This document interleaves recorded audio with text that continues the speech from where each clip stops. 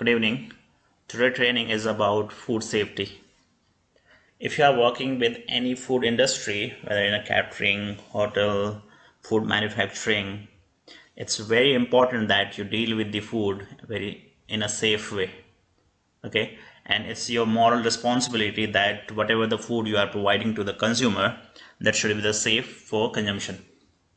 In UAE, it's a legal requirement that each and every food handler, whether he is handling the food directly or indirectly, he or she should be a certified food handler. As we know that in UAE there are 7 emirates. In these 7 emirates there are different standards.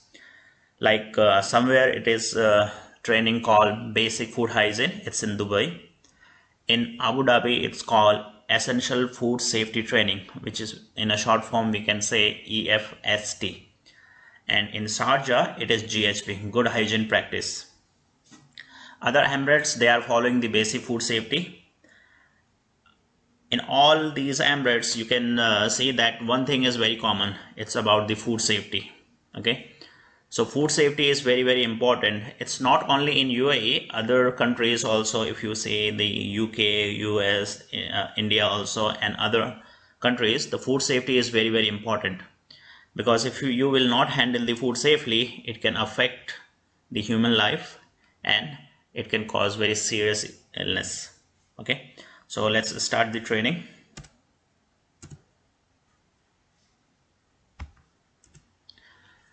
There's a little intro about me. My name is Pom Narayan and I'm working as a QHSE manager with more than 10 year experience, and 8 years I have work experience in UAE. I have worked with different sectors like catering, facility management, event management, hospitals, education sectors, oil and gas, hotel, food production unit, and etc. I have done my master degree in occupational health and safety management system, and I am a NEBOSH diploma certified in occupational health and safety management system, and I have a diploma in food safety. I am Dubai municipality approved trainer.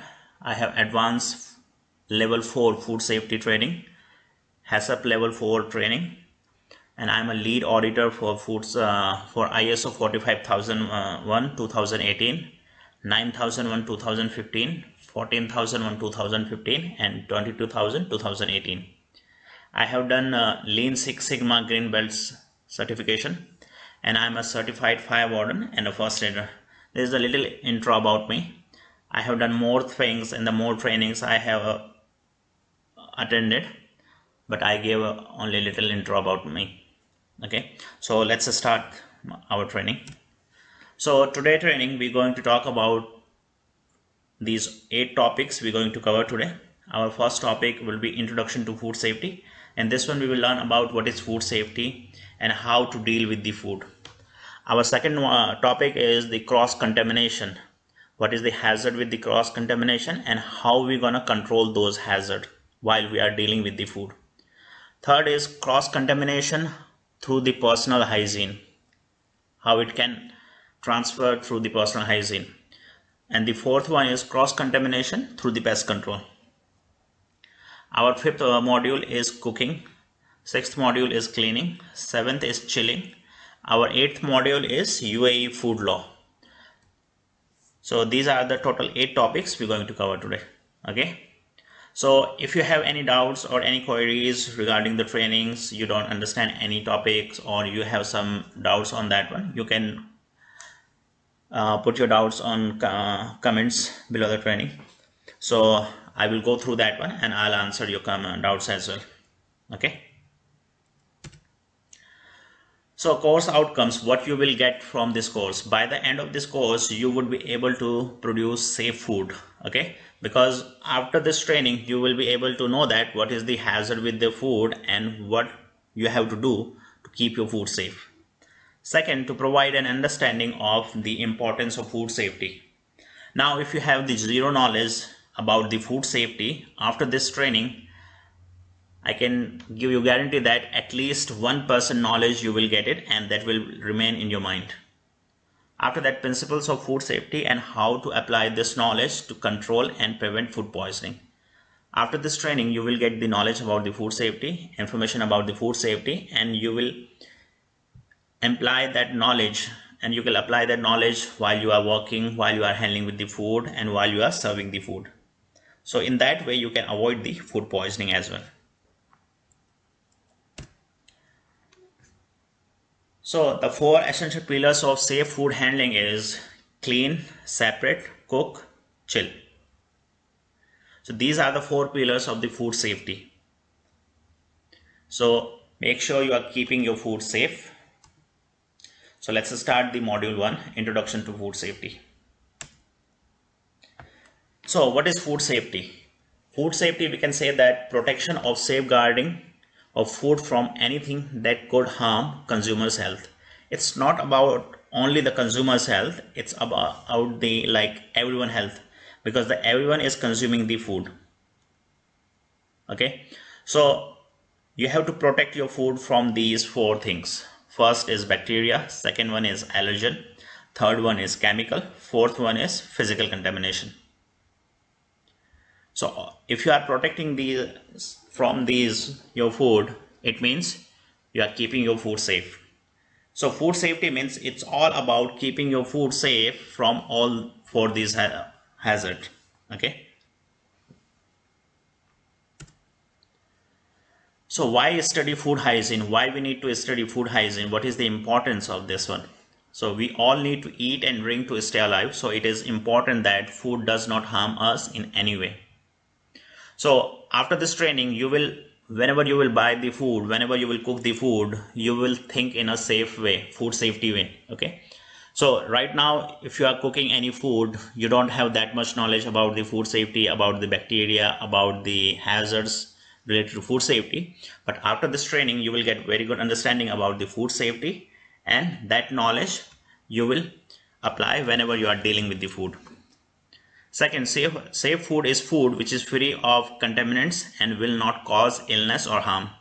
So how I can say that this food is safe? Okay, simple. If you are not getting sick after eating any food, it means that food was safe. Let's say I consume biryani, and after biryani I got sick, fever. I got diarrhea, I got vomiting. It means that food was not safe, that's why I got sick. Okay. If that food was safe, I should not get ill. So in that way you can say that food is safe or unsafe. Third, people working with food have special responsibilities for safeguarding the health of consumers. So it's very important that whenever you are working with the food, it is very, very crucial that you know about the food safety. You must learn about how to keep your food safe. If you will not learn about these things, if you will not apply this knowledge while you are dealing with the food, you may endanger someone's life. Okay. So it is very, very important.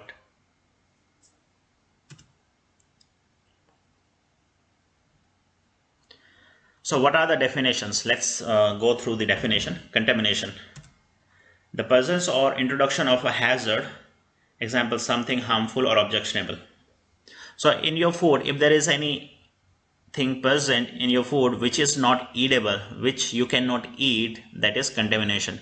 Because after anything that present in the food, you cannot eat that food. It means that food is contaminated. Okay. Danger zone of bacterial growth. There is a danger zone in food safety. We are calling that one between 5 degrees to 63 degrees Celsius. So we are not allowed to keep any food between 5 degrees to 63 degrees Celsius, because if you will keep the food between these two temperature, between 5 to 63 degrees Celsius, bacteria will multiply very rapidly. So what we have to do is we have to avoid keeping any food between 5 to 63 degrees Celsius. Food hygiene, food safety. Okay, the measures to control hazards and to protect consumer health safeguards food from harm. So the measure which you are taking to keep your food safe, that's called food hygiene. Okay, let's say you have the cooked rice, 1 plate of cooked rice. So what you require to keep this food safe? Think about it. Okay, so first of all, I require to cover it. Okay, if I will not cover that food, what will happen? Anything can fall down and that food will contaminate. Second thing, I have to keep this food either cold, either hot. Means I have to maintain the temperature. If I will not maintain the temperature, what will happen? Bacteria will multiply and that can cause food poisoning. Third thing, very, very important, I have to maintain the time. Why? If I will not maintain the time with that food, what will happen? That food will spoil because it is cooked food. So that's why these are the three things I need to keep my food safe. I need time, I need temperature, and I need covering. So these three things are called food hygiene because these are the measures I require to keep my food safe. Clear? After that, we have the food poisoning. So what is food poisoning? Food poisoning, it's a disease, illness, which is caused by eating contaminated or poisonous food. So whenever we are eating any contaminated food by the bacteria, and after eating that food, you are getting vomiting, diarrhea, abdominal pain, it means that's a food poisoning because after eating that food, you get sick. So what are the definition of hazard? Hazard, we can say that anything which can cause you harm, that is a hazard. Okay. High risk food. Ready to eat foods which support the growth of harmful bacteria and microorganisms, contains moist and high in protein. In food safety, we call high risk food and low risk food also, and medium risk food also. So there are three categories. So high risk food means any food which is ready to eat. So what are the foods are ready to eat? Food which is already prepared, food which is already cooked, food which is already came out from the process, that is ready to eat. So why we are calling it high risk? Because now this food is already cooked. If anything get into this food, can you take it back to the cooking process? Obviously not, because it is already cooked. So that's why you cannot take it back again to the cooking process because it's already cooked. So that's why it's called high risk food. And these are the foods most of the time is high in protein, carbohydrate. Okay, so bacteria will grow in these food very rapidly. That's why we call them high risk food as well. Safe food, food that is free of contaminants and will not cause any harm, injury or illness, that called safe food. After it means after eating that food you should not get sick. That's a safe food. Halal food, food permitted under the Islamic law, that's called halal food. In Islamic law, there are certain requirements for the halal food. So those are the requirements need to follow and apply. Under that category, halal food will come, where it does not consist or contain anything which is considered to be unlawful according to Islamic laws and should be prepared, processed, transported or stored separately from non-halal food. So whenever you are dealing with the halal or non-halal food, you have to make sure that both the food you are keeping the separate, because it is a religion thing and you are not allowed to harm or hurt anyone's religion. So why is it important to have high standard of food safety? Because high standard of food safety protect food from hazards and reduce the risk of illness or harm. This is for the food safety. Other thing, if you will follow the food safety, high standard of food safety, you won't get any penalty, you will not get any fine, you will not get any legal consequences, and your business will be protected. Employees and employers have a legal and moral responsibility to ensure food they prepare and sell is safe to eat, comply with legislation requirement. Employers have a responsibility to provide appropriate supervision, training and documentation. So hazards, as we said that hazards means anything which can cause you harm, that's called hazards. In food safety, there are 4 different kinds of hazard. Okay. So microbiological hazards results in food poisoning. Second one is physical hazard, results in injury. Third one is chemical hazard, it will result in food poisoning, chemical poisoning. The fourth one is allergenic hazard, results in adverse reaction. Okay, these are the 4 main type of hazards in food safety.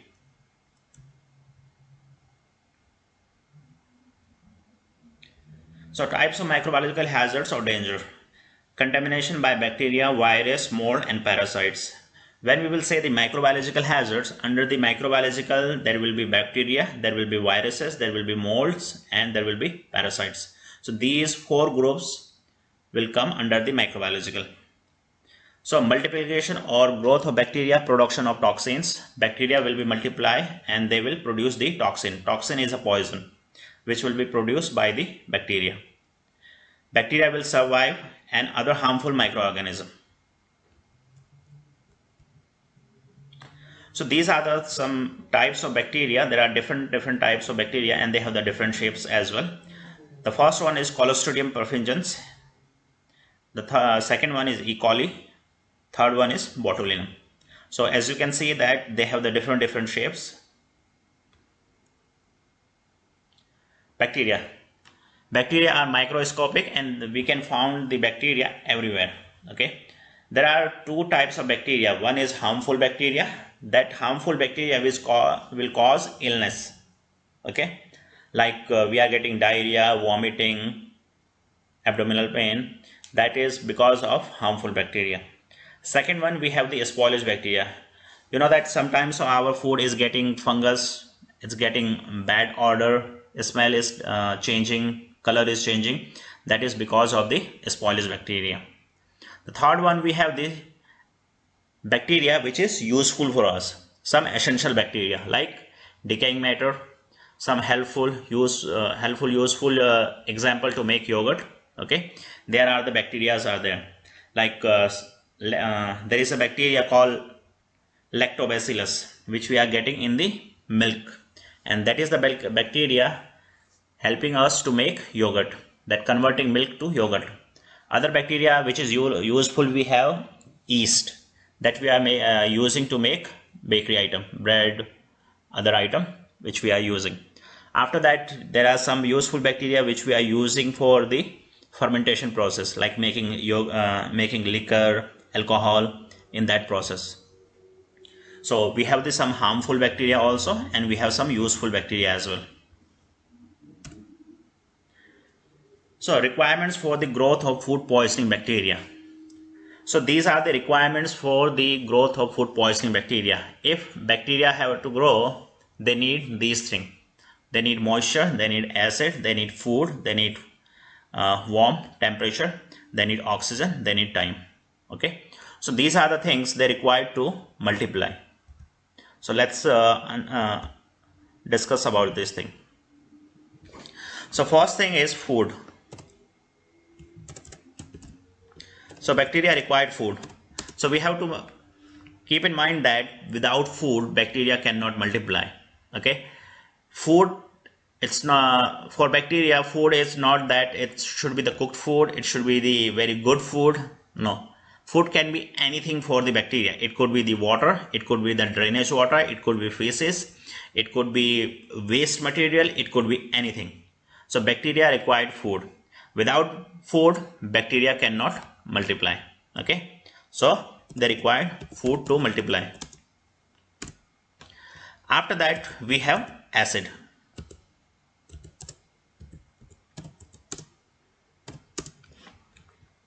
In food, we are getting the amino acid, lactic acid, okay, and some other type of acid we are getting in the food. So if you remember that in our childhood we have learned about the pH scale. pH scale is from 7 to 14.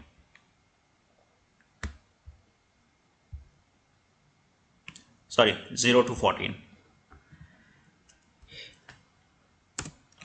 Here it will come 0. Okay. In the middle it will come 7, and here it will come 14. So this is a pH scale we call pH. So all the acidic food like sour food, okay, sour food, that will come from 0 to 7. Okay, so example of some sour food, let's say raw mango, grapes, orange and lemon. So these are some example of sour food. So based on their sourness, these food will be arranged from 0 to 7. So bacteria required minimum 5.6 pH level to multiply. They require minimum 5.6 pH level to multiply. So now tell me, which food is more sour in these? Okay, for me it's lemon. Okay, so how did you know lemon is more sour? By tasting. We taste it and that we came to know that yes, lemon is more sour. So in same way, food scientists, what they have done is they have checked all these food and based on their sourness, they have decided their pH level. So the lemon pH level is 3.5. Okay, this is the lowest pH level in food also. And after that we have the tamarind also. Okay, so tamarind also we have, that is also has the lowest pH level. So this pH level will come here, okay, for the lemon. It will come here 3.5. So you can see that 3.5 is very low pH level.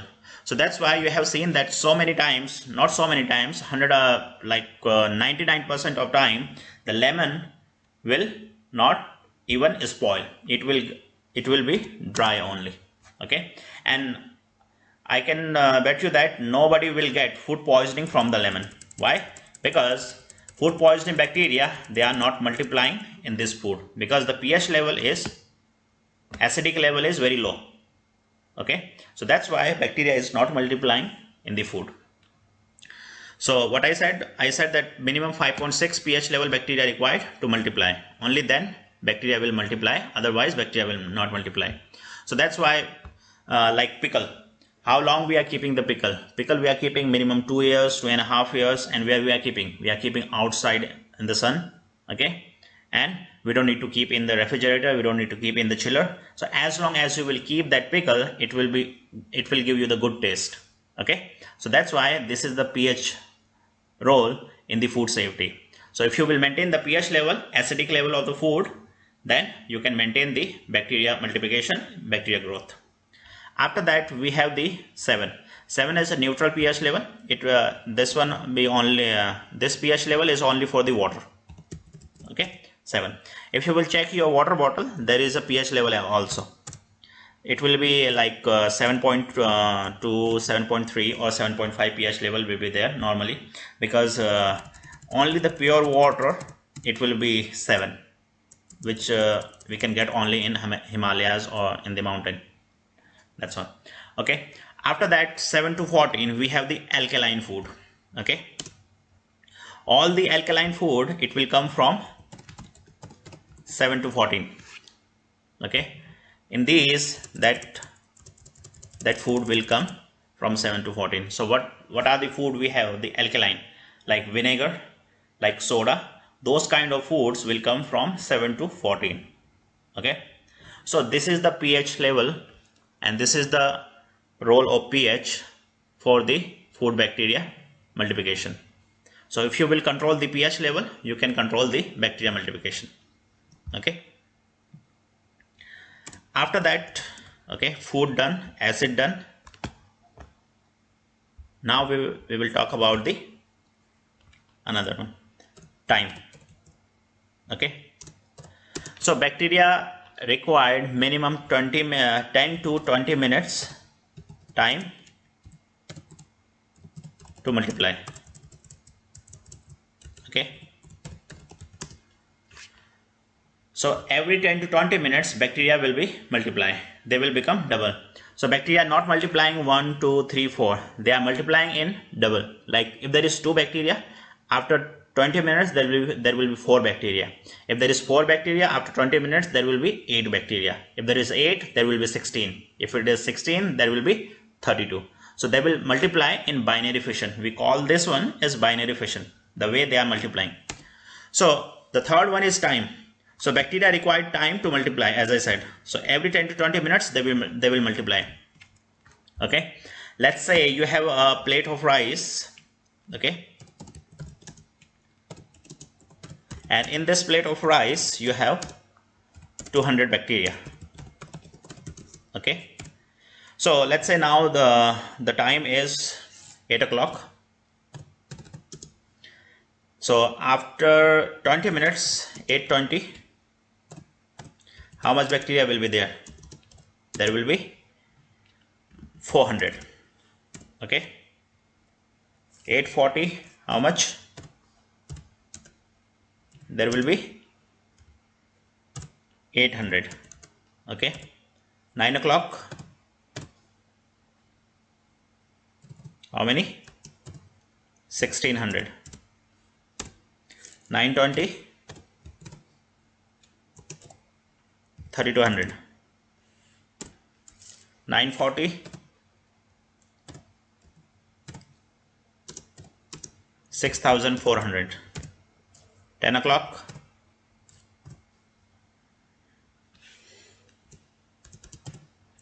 12,800. Okay, so you can see here the bacteria was 200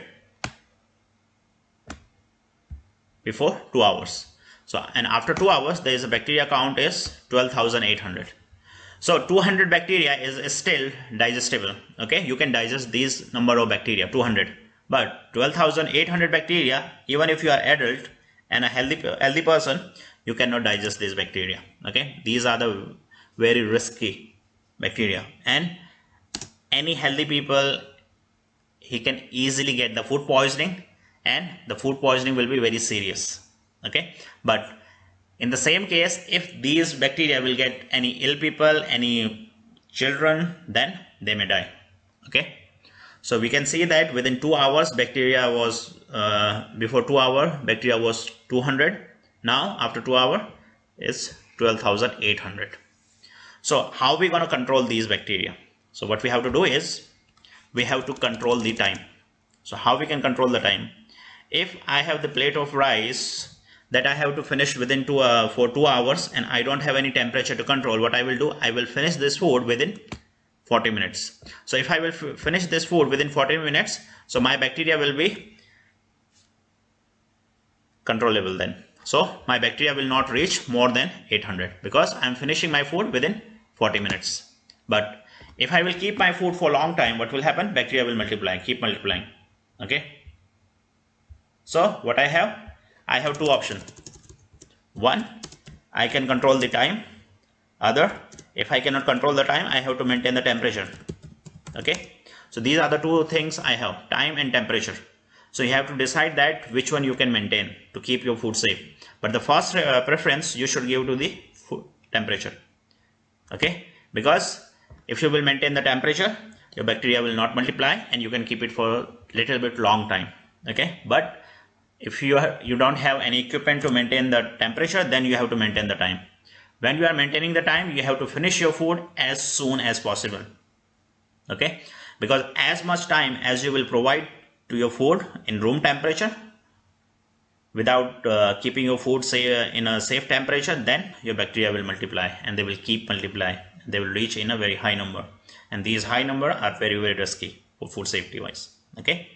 So in that way we have to maintain the time. After that we have the temperature. Okay. So bacteria require temperature also. Okay. So if you will give the temperature which is required by bacteria, favorable temperature, then they will multiply very rapidly. So what we have to do is we have to control the temperature. We don't have to give them temperature. So what we can do is we have to maintain the temperature. So chiller temperature, when you are maintaining, it should be below 5 degrees Celsius. Okay, below 5. it should be below 5 degrees Celsius. Okay, what we can say is below, it should be 1 to 4 degrees Celsius. Okay, it should not be below 1, it should not be above 5. Why? Because if you will go below 1, what will happen? It will go on 0, and 0 it will start to make ice, and when the ice will start to make in your chiller, then your food quality will affect. Okay, so that's why we should not take our chiller on 0 degrees Celsius. After that, we have the freezer. Freezer temperature should be minus, as we are saying it's freeze, okay, freezing. So it should be minus 18 to minus 22 degrees Celsius. Okay, so this is the freezer temperature that we have to maintain. After that, cooking temperature.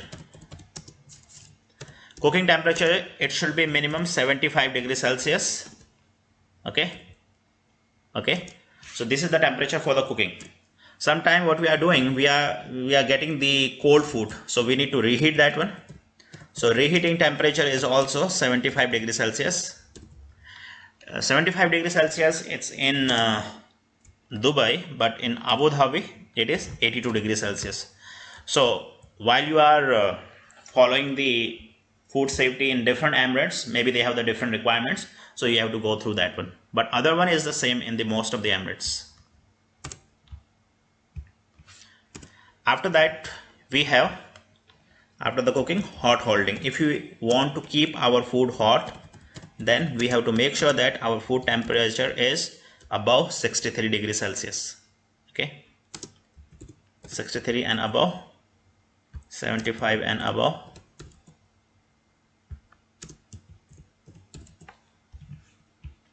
Okay, so these are the temperature we have to maintain. So as you can see here, temperature whichever I inform you now, these are not above 5 degrees Celsius and not below 63 degrees Celsius. So what we have to maintain is, we have to maintain the temperature below 5 and above 63 degrees Celsius. As I said in the starting danger zone, about the danger zone temperature, okay, that is between 5 to 63 degrees Celsius, it's a danger zone temperature. So we have to avoid between 5 to 63 degrees Celsius temperature. Okay, we are not allowed to keep any food between this one, and all of these food are the required by law. Okay, so most of the emirates we have the same. Not most of the emirates, all emirates we have the same. Only in Abu Dhabi it is 82 degrees Celsius. They have the temperature for the reheating the food. So these are the temperature we have to keep our food. So if you will not keep your food in these temperature, what will happen? Bacteria can multiply. So if the bacteria will multiply, they can affect the food and they can cause the food poisoning also. Okay, so time done, temperature done. Now oxygen. So bacteria required oxygen to multiply also. Okay, there are two kinds of bacteria. One is aerobic,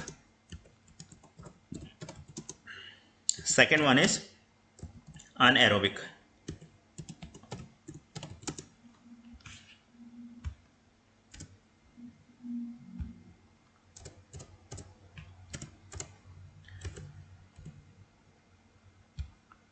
Okay, aerobic bacteria, they require oxygen to multiply. Okay, and anaerobic bacteria, they do not require oxygen to multiply. So without oxygen they can multiply also, but these bacteria, they will not multiply without oxygen. Have you seen the vacuum packed food? Nowadays most of the food in supermarket you can get in vacuum pack packing. Okay, I'll show you.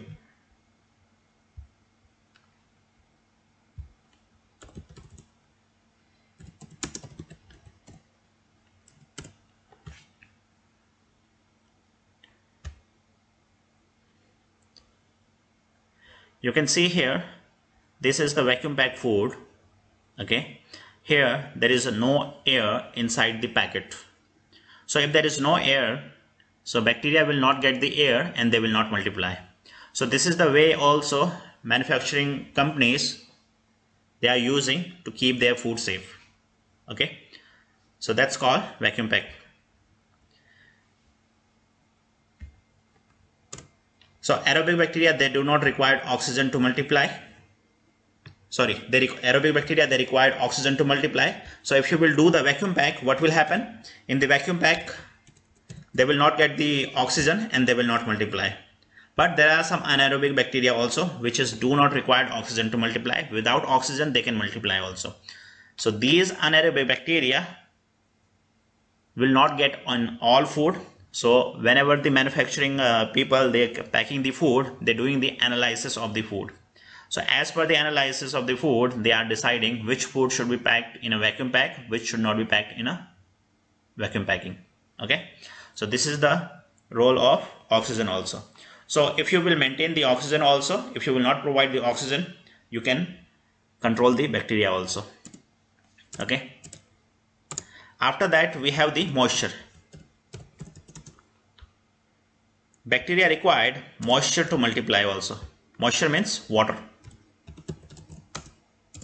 So you have seen that the dry food, like take the example of rice bag. So how long we can keep the rice bag? Minimum 2 years, 1.5 years. Okay, so rice bag you can keep it for 2 years. But if I will ask you the fresh milk, how long you can keep it? Max to max 3 days.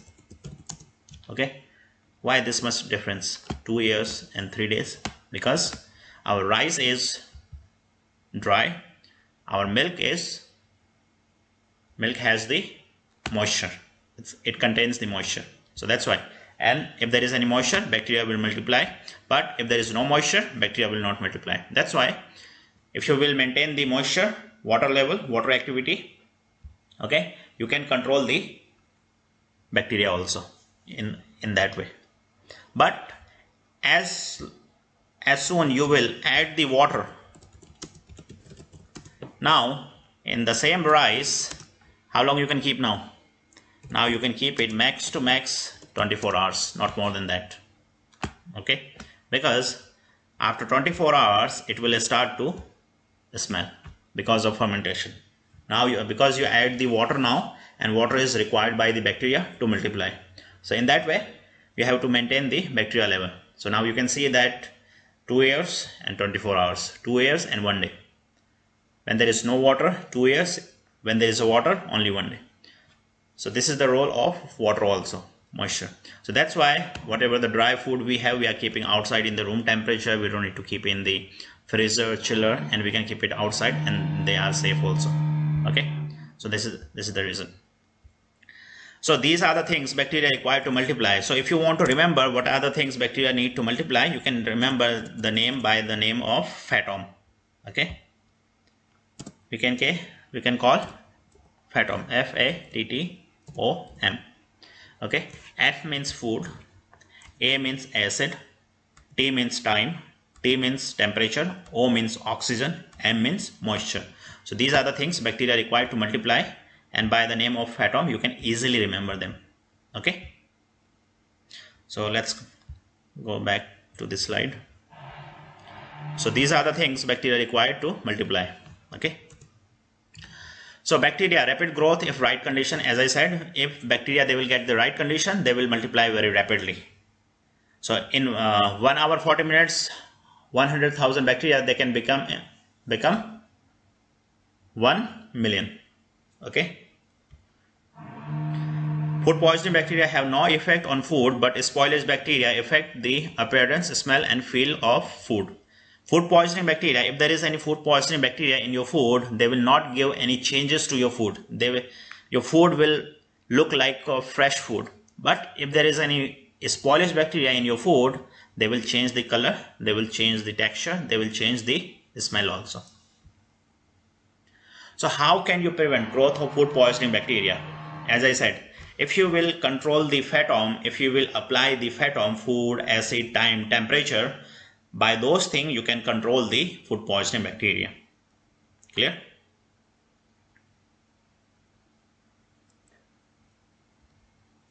So how can you destroy food poisoning bacteria in food? So if you want to destroy the food poisoning bacteria in the food, there is only one way. Okay. That is only the cooking, thorough cooking. And if you want to reduce the level of bacteria, you can use the chemical also. Nowadays what we are doing, we are using the chemicals, okay, like sanitizer, that is a chemical also, so that we are using to kill the bacteria also. So if you want to remove the bacteria from the food, you have to cook it, okay. You can use the high temperature, you can use the UV light, ultraviolet light. These are the all methods available to kill the bacteria in the food. This is called germometer. At 100 degrees Celsius, most of the bacteria, they will die. Okay, most of the bacteria, they will die. At 75 degrees Celsius, destroys most of the harmful organism. Whatever the bacteria, they will cause us food poisoning. At 75 degrees Celsius, which is a cooking temperature, they will die. 63 degrees Celsius, as it is a too hot temperature, so bacteria, they will not multiply. 5 degrees Celsius, below 5 degrees Celsius, spoilage will be slow. Bacteria will not multiply as fast. They multiply between 5 to 63 degrees Celsius. But inside the chiller also, bacteria, they will multiply very slowly. If there is one bacteria now, after 24 hours, there will be 2 bacteria. Okay. But inside the freezer, bacteria will not multiply. Inside the freezer, bacteria will be sleep. They will go in a sleep position.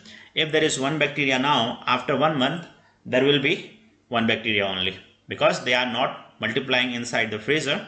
They are in a dormant position, sleeping position. So now you have to tell me about the bacteria. Bacteria are too small to see with the naked eye. True or false? Yes, they are true. Okay. It is a true. Why? Because bacteria are very small. If we have to see them, what we required? We required the microscope to see them. Bacteria are only found in raw meat and soil. Wrong. Bacteria we can found everywhere. Bacteria we can found in raw meat, raw food. We can found in soil. We can found in water. We can found everywhere. Okay. And all bacteria are harmful?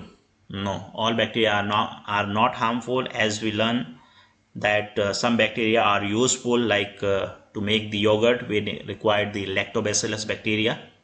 Okay, fermentation also we require the bacteria. For bakery product we require the yeast. So all of these are useful bacteria. So some of the bacteria, they are useful, and some of the bacteria, they are harmful. In the right conditions, bacteria divide every 10 to 20 hours. No. So bacteria require only 10 to 20 minutes, not hours. Okay. Bacteria require food, moisture, time, warmth, and grow. Okay. So bacteria, they require food, moisture, time, and warmth, and grow. Yes, they require these things. Apart from these things, they require the acid also. They require the oxygen also. Harmful bacteria are those which cause illness. Yes. So these are the bacteria which cause illness. These are the harmful bacteria. Spoilage bacteria affect the appearance, smell, and feel of food. Yes. If there is a spoilage bacteria in your food, they will change the color of the food, they will change the texture of the food, they will change the smell of the food. Incubation period is the time between eating food and the first sign of illness. True. So what is the incubation period? Incubation period means sometimes like when you are eating any food, and after eating that food you are getting the vomiting or diarrhea.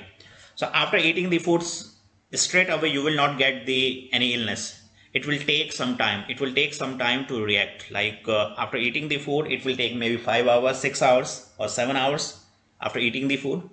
So this gap, 5 hours, 6 hours, 7 hours from eating the food and getting the first sign of illness, that called incubation period. Okay. Bacteria are found everywhere. It's true. Low temperatures are used to destroy harmful bacteria. No. High temperature required to destroy the harmful bacteria. Some foodborne disease bacteria can multiply in the refrigerator. Yes. Okay. There are some foodborne disease bacteria, they can still multiply inside the chiller also. So that's why you can say you can feel that some of the time your food also getting spoiled inside the chiller also. That is because of the bacteria. Bacteria start to die above 63 degrees Celsius. Yes, spoilage bacteria don't grow in the fridge. No, they will grow. Okay. Raw poultry and eggs are safe to eat. No, they are not safe to eat because they are containing the bacteria. Poisonous plant and fish never cause food poisoning. Poisonous plants and fish, they will cause the food poisoning because they containing the poison. Animals and flies are a source of food poisoning bacteria. Yes. So now tell me, which is a high risk food?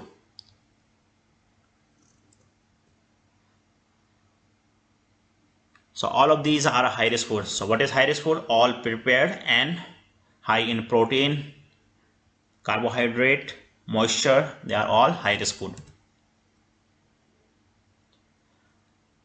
Okay, so these are the high risk food. Meat pie, ready to eat, cooked chicken, it has the moist and ready to eat also, meat lasagna. Okay, they are high in protein. So all of these food are high risk food. Raw foods. Raw food must be separated from ready to eat food. So raw food are not that much high risk because raw food still have the process further where bacteria can be killed in cooking. So raw food are not that much risky because we have the further steps where we can kill the bacteria.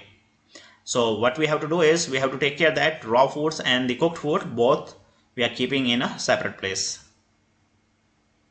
So these are the raw foods, often contaminated with large numbers of food poisoning organisms. So whenever you are receiving the raw food, you will not receive only the raw food, you will receive the millions of bacteria with the food also. Okay, so that's why we have to take care of them with them also. What is low risk food? After that, so what we got the high risk food, we got the raw food. Now we have the low risk food. All the food item which is high in salt, acid, sugar, and dry food, prepacked food. So all of these food are low risk food. Okay. Excuse me.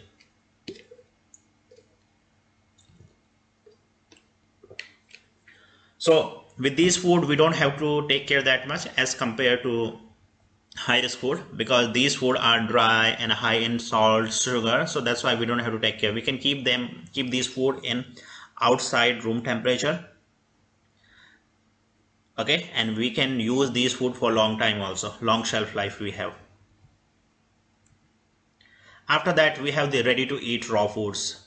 So ready to eat raw food that we have, before we eat ready to eat raw food, what we have to do, we have to wash them and we have to sanitize them. How we can sanitize? We have to use the chemical. Okay, sanitizer chemical, we have to use it with the sanitizing tablet chemical. We can sanitize our fruits and vegetables to remove the bacteria because these food will not go for the cooking. If this food will not go for the cooking, how are you going to remove the bacteria? Because only is the cooking is there where you can kill the bacteria. So the second option what we have the chemical. What chemical we can use? We can use the sanitizing tablets.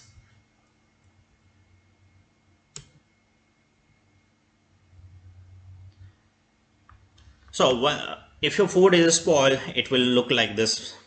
Okay, you can see the fungus growth, it's spoiled, it will look like this. It will change the color, texture, appearance, taste and smell as well. So whenever you are receiving the food item, you have to check the quality also. You can see the fresh meat, it will look like this one. If it is old, it will look like this one. So if you are receiving any food product which is not good quality, you should reject those food item. And here you can see the fungus also, it's growing the fungus also here. So these food products should be rejected. So bacterial spoilage, you can see that bacterial blight, ring rot on potato and blackleg. So these are all because of the bacteria. Spoilage sign, receive at 41 Fahrenheit, 5 degrees Celsius or lower. So whenever you are receiving the fish item from the supplier, you have to make sure that you never receive any fish item above 5 degrees Celsius, because fish contain the histamine, which is very serious poison, and it can cause the food poisoning also. So that you have to take care. So whenever you are receiving the fish, any fresh fish, that should not be more than 5 degrees Celsius.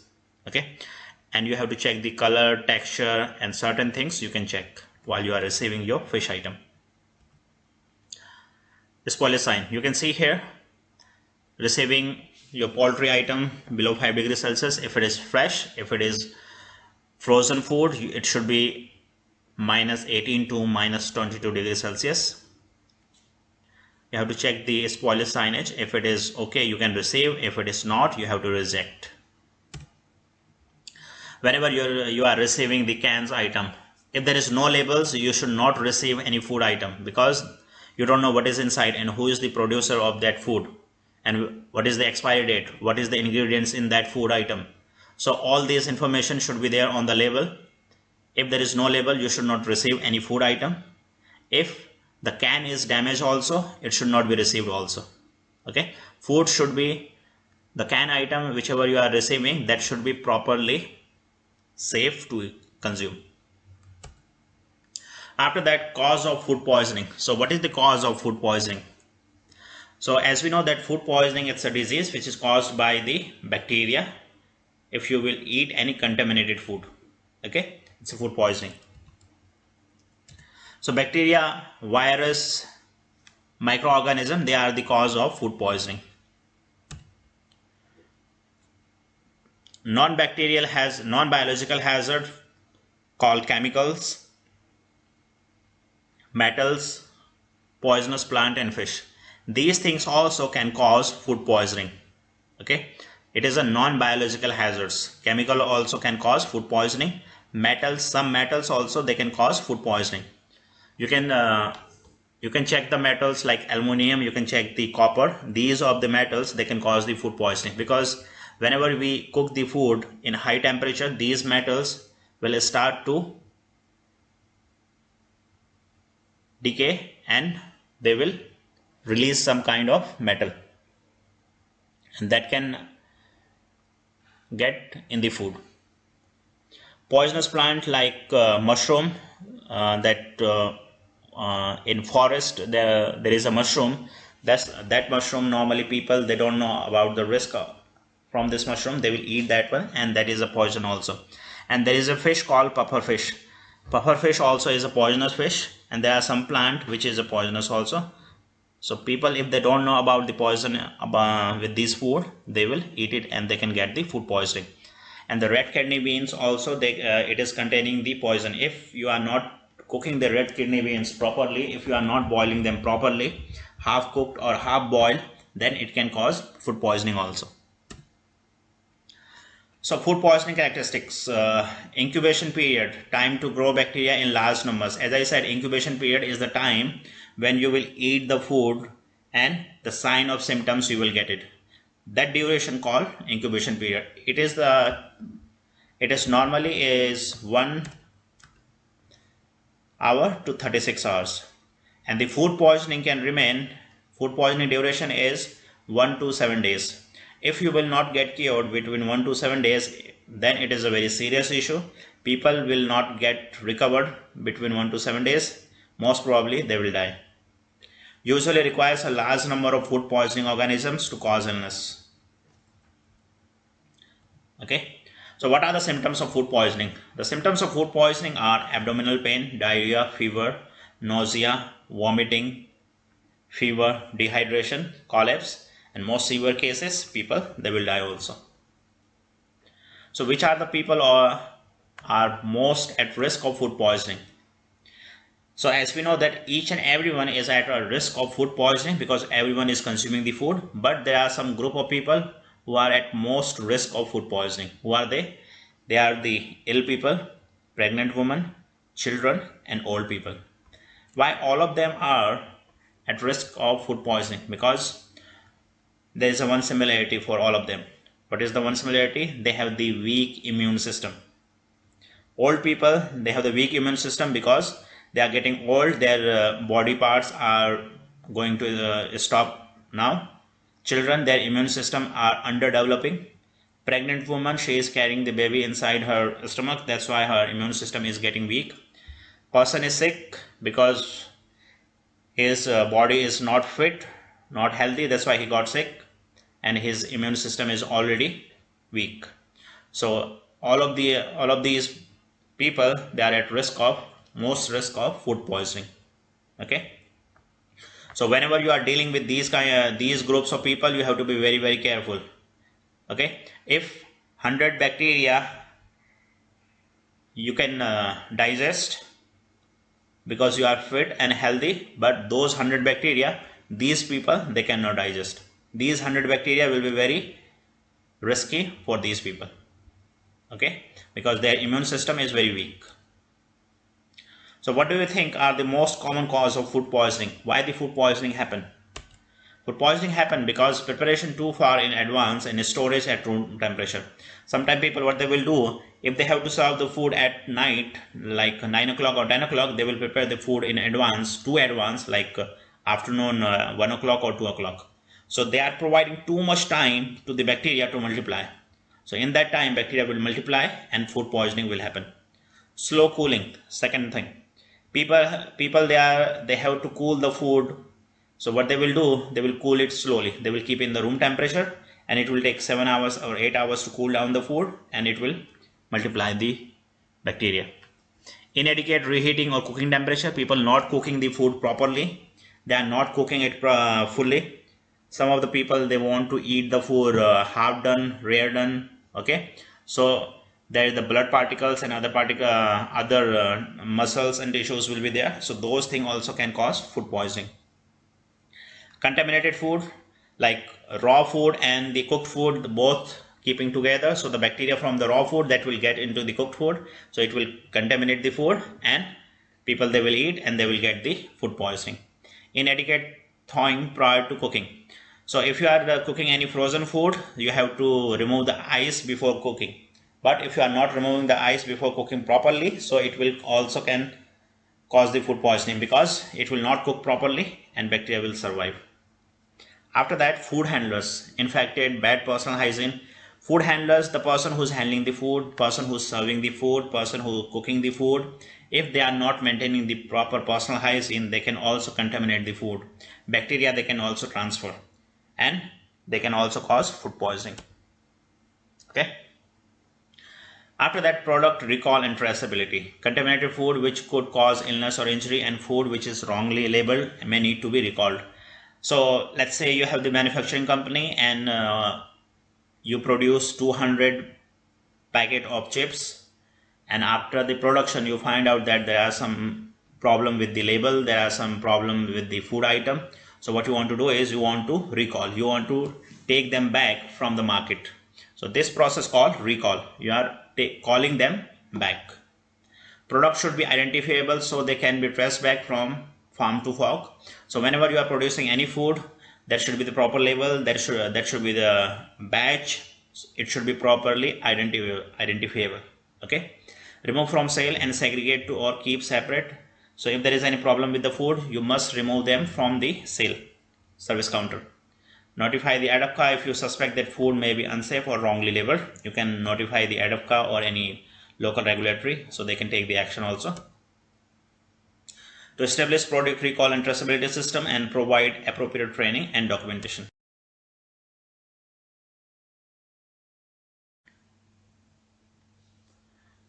So our next module is cross-contamination, hazards and control.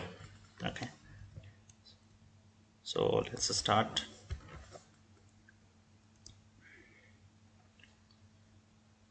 So as we know that there are 4 types of hazard. It's first is microbiological, second one is physical, chemical, allergenic. Okay. So when we'll say the food contaminants and the hazards, both are same. Contamination and the hazard, both are same. Okay. So if you want to remember that how many types of hazards are there in the food safety, or how many types of contaminations are there in the food you can remember by the name of A, B, C, P. A for allergenic, B for biological, C for chemical, P for physical. So A, B, C, P. So it's easy to remember. Okay. So what are the source of food poisoning bacteria? The source of food poisoning bacteria are people, because we need people to work with the food. Without people, you cannot manage your work area, you cannot cook the food, you cannot clean the area. Okay, so you need the people to work with the food. So the people is the source of food poisoning bacteria also. Why? How?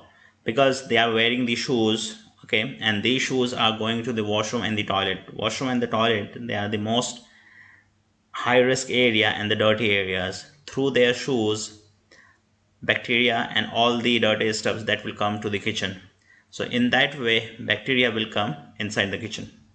Second one, raw food, especially raw meat, poultry and eggs. As we said, that raw food, when we are receiving, we are not only receiving the raw food, we are receiving the bacteria also.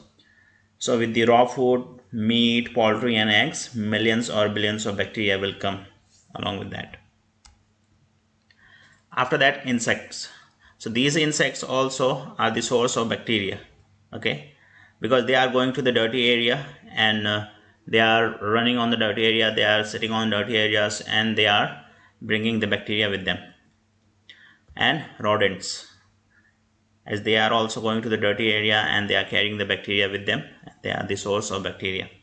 After that, soil on raw vegetables. Whenever we are receiving the vegetables or fruits and there is a soil or dust particles, so we are receiving the bacteria with them also. After that, dust. So dust also containing so many bacteria.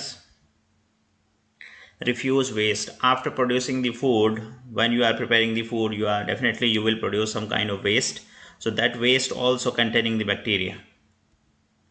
And after that, we have the animals and birds, and they also carrying the bacteria with them. And whenever they are contacting our food contact area or any food handling areas, so they are spreading the bacteria also. So source, vehicles and routes of contaminations. So these are the sources of bacteria. So what are the sources of bacteria? Staff, people. After that, raw vegetables and fruits, raw meat, people hands when they are getting dirty and they are transferring the bacteria, cleaning materials also, and the complex equipment. So these are the source of food poisoning bacteria. Now these food poisoning bacteria will be transferred to vehicle. What is the meaning of vehicle? So vehicle is the things which will transfer the bacteria from source to the ready to eat food. So what are the vehicles? Vehicles are hands, clothes, chopping board, utensils, cleaning utensils. So many things are there which can transfer the bacteria from the source to the ready to eat food. Okay, so source, vehicles, ready to eat food. So bacteria will transfer from the source to the vehicles, from the vehicles it will reach to the ready to eat food at the end, and after that it can cause the food poisoning. So what is cross contamination? Cross contamination is transferring of bacteria from raw food to ready to eat food. Okay, it's called cross contamination. So cross contamination is not only happening from raw food to ready to eat food, it can happen through the through the clothes also, through the hands also. It is the way transferring the bacteria from one source to another source. So cross contamination happen in two ways: direct contact and indirect contact. So direct contact, how it will happen? Whenever you are keeping raw and ready to eat food together, so the bacteria from the raw food, it will reach to the ready to eat food product. So in that way it will transfer the bacteria. So that process called cross contamination. Another one is indirect cross contamination. In this process there will be three things. One, the source of bacteria. So what is the source of bacteria here? The source of bacteria here is the chicken. And the second thing is surface, vehicles. So this is the vehicle. So chopping board. In the same chopping board, if you will cut the chicken, so the blood particles from the chicken, it will come on the chopping board, and the same chopping board you will cut the vegetable. So blood from the chicken, it will go to the vegetables. So in that way, it will transfer the bacteria. This process called indirect cross-contamination. After that, there is a third one. It's called drip direct cross-contamination.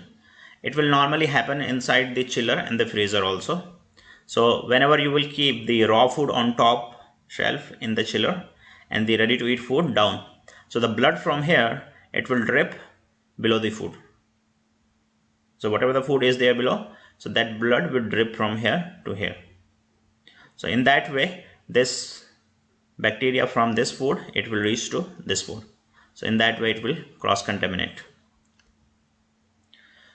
So why separating foods? Why we need to separate the food? Because separating raw foods and ready to eat food is vital. It's very important, because raw food containing bacteria and ready to eat food, it's not containing bacteria, because ready to eat food already cooked. So to stop the harmful bacteria from spreading, that's why we need to keep them separate. Separation of defrosted food from any other types of food to avoid cross contamination. That's why we need to do that. Food handler. So what is the responsibility of the food handlers? Food handler responsibility is that delivery is received in a clean separate area. Remove the secondary packaging if possible. Secondary packaging means cartons.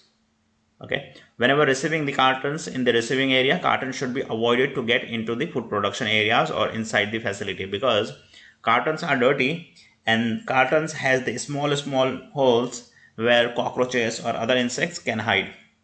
And though if you will receive the carton inside your facility also, so you can transfer the insects or the rodents or the cockroaches, pest inside your facility. Defrosting must be carried out in a separate safe place.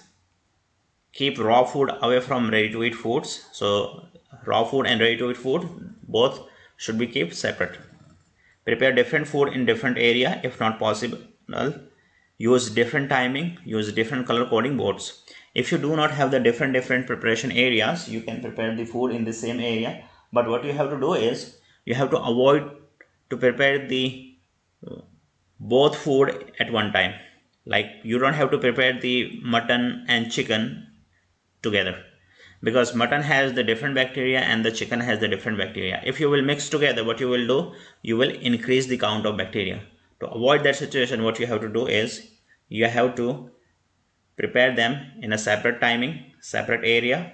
If area separate is not possible, you have to do the preparation in separate timing, and you have to use the separate color coding chopping boards.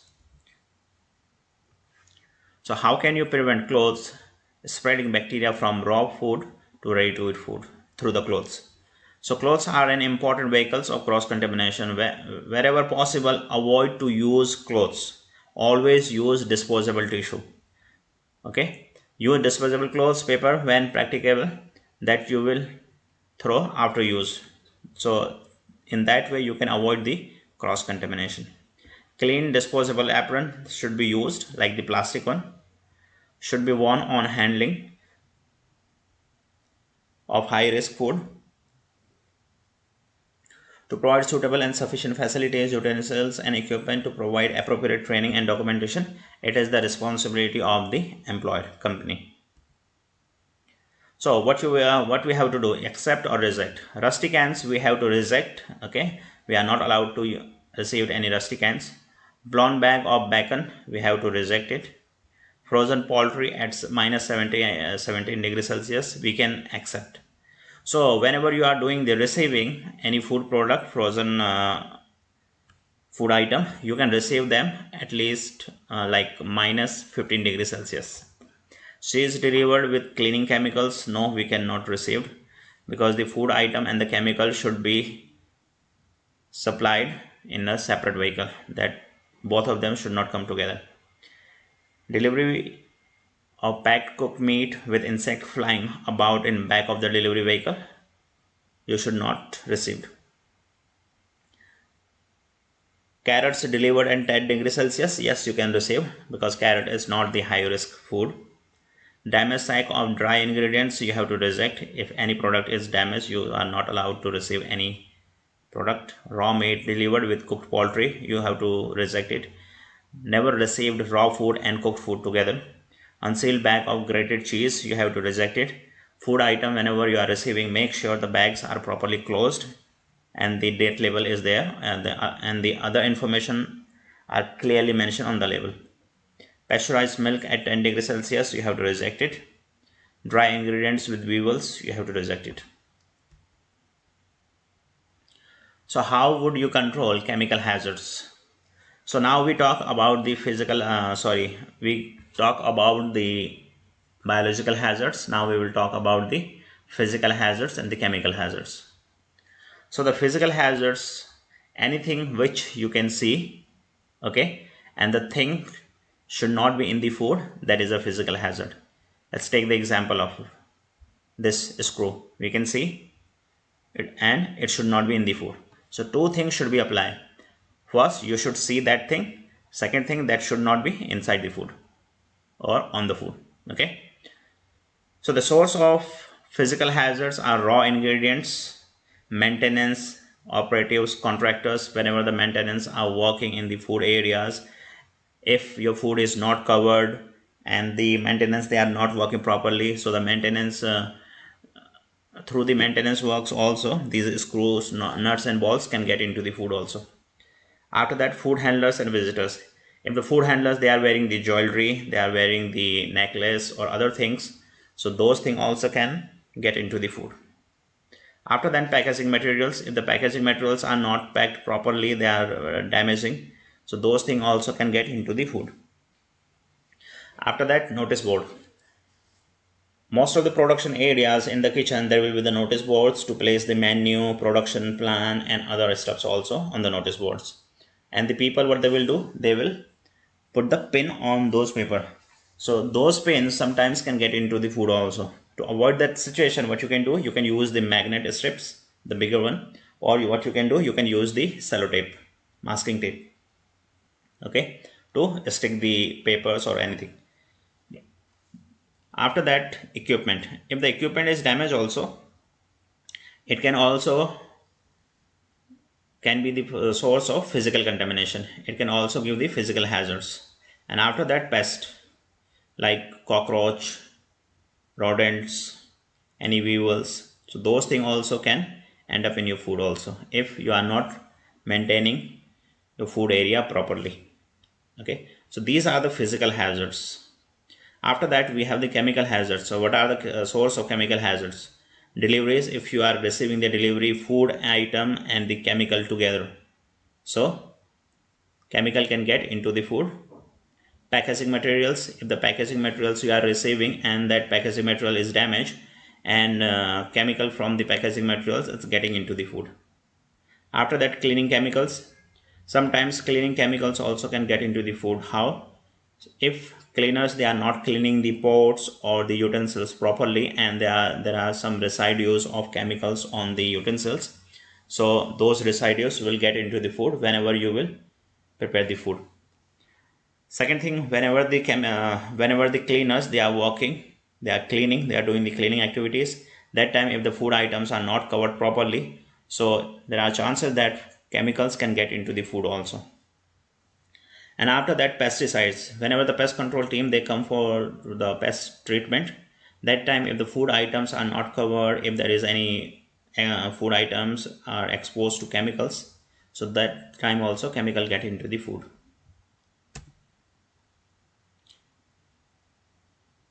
Now we have module 3, cross contamination through the personal hygiene.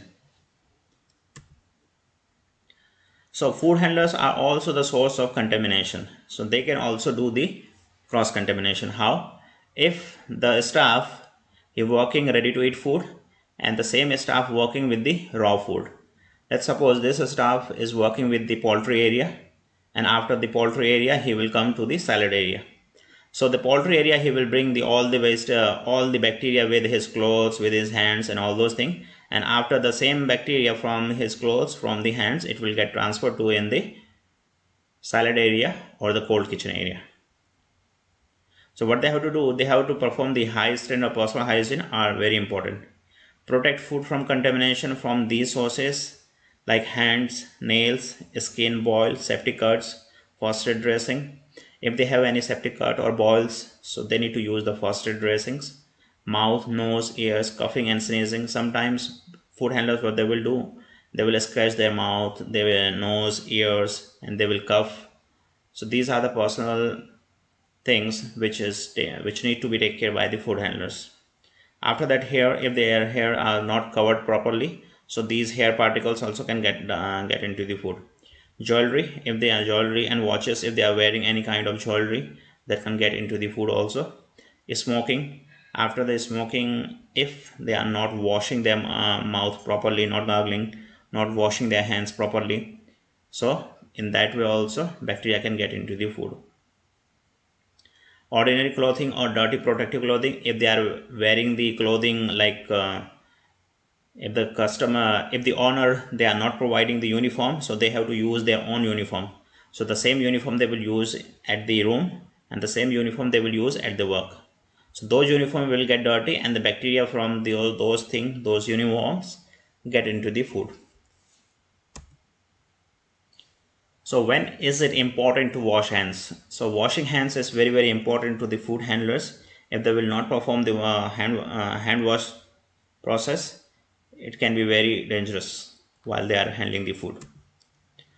So what they have to do, they have to wash the hand after entering the food room area, after using the toilet, after handling raw food, after changing or dressing, dealing with an ill customer, cleaning up dog dirt, handling a dirty nappy, handling boxes, bird droppings, okay, touching hair, nose or face, smoking, eating, coughing, sneezing and blowing the nose, cleaning, handling waste, and handling money.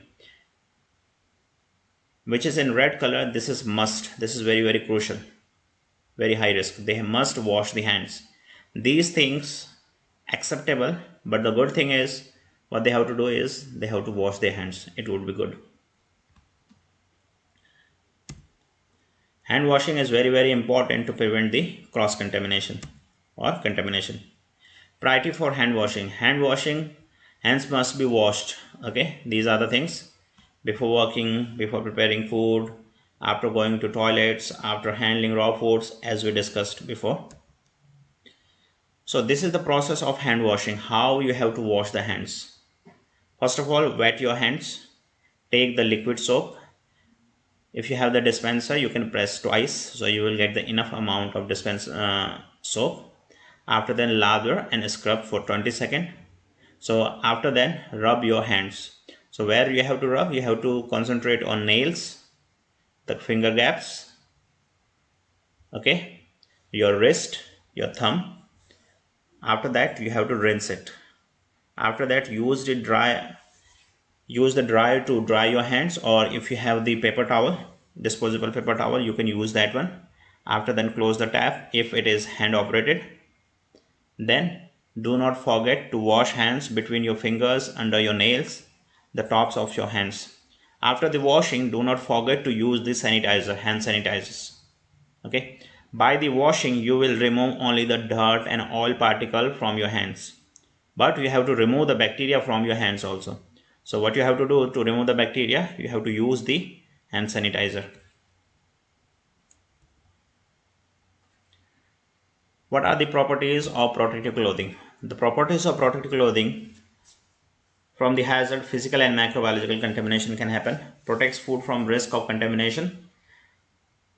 They are easy to clean.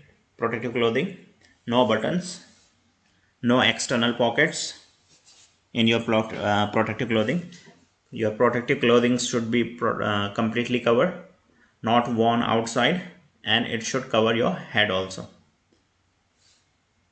And your protective clothing should not be worn outside your food premises. Your protective clothing is only for your food premises where you are handling the food item. To change into clean protective clothing before working in a food production area. To wear clean disposable aprons for high risk jobs. To ensure that hair is fully covered. So how to use the disposable gloves? So before you use any disposable gloves, make sure you are washing your hands properly. Replace immediately if your hand gloves are getting damaged. Replace regularly and always at breaks. Do not finish your job, the whole shift with one pair of gloves. Normally people, what they will do, they will use only one pair of gloves, and throughout the day they will use the one pair of gloves, and that will damage, and the parts of the gloves that will get into the food, and it can end up in the customer plate. New gloves when entering a food room. So whenever you are changing the room area, whenever changing your task, also change your gloves also. So do not complete your whole task, the whole shift with the same gloves. So this is the proper way to remove your gloves. So whenever you are removing your gloves, make sure you hold the other hand of the gloves with the other hand, and after that remove this way. So while you are removing, do not contaminate your hand also. So employer's responsibility. The owner responsibility, company responsibility is that to provide hand wash basins in suitable locations with hot and cold running water, soap and paper towels, or other safe drying method, to provide appropriate light colored protective clothing and launder regularly, to provide suitable training facilities, to provide waterproof dressing and plasters, to provide appropriate training and documentation. This is the responsibility of the owner. They should follow these things. So what illness or conditions must be reported to the supervisor? So whenever the food handlers, they are getting ill, if they have facing any problem, they must report to the supervisor. So what they have to report it? If they are facing any diarrhea, vomiting, or food poisoning or foodborne disease issues, they have to report to the supervisor. If they have eaten any suspected food from, and they are suspecting that it have the food poisoning, so they can report that one also. If the close family contact has diarrhea, vomiting, or food poisoning, if any family member they have the food poisoning symptoms, they have to report it also to their supervisor. If they were ill while they were in abroad, so that time they can report it also, these things. If they have any septic cuts or boils, they need to report it. If they are facing any serious cold or flu, they need to report it also. If they have any skin infection, this thing also. So these all things they need to report it whenever they are facing such issues. So now what you have to do, you have to spot the hazards. So how many hazards are there, how many wrong things are there, you have to spot it. Okay, so let's start. So these are the wrong things are happening here. The first thing is smoking while handling the food. The cuts is not covered properly, it is half covered only. Fingernails are dirty. Wearing jewelry, earrings, too many pens on the pocket, it can fall down. Button is falling down. Jewelry, nail paint, purse, keys.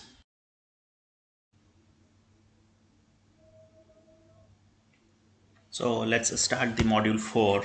So our fourth module is cross contamination, pest control. In this module, we will learn about the pest and how we're going to control them.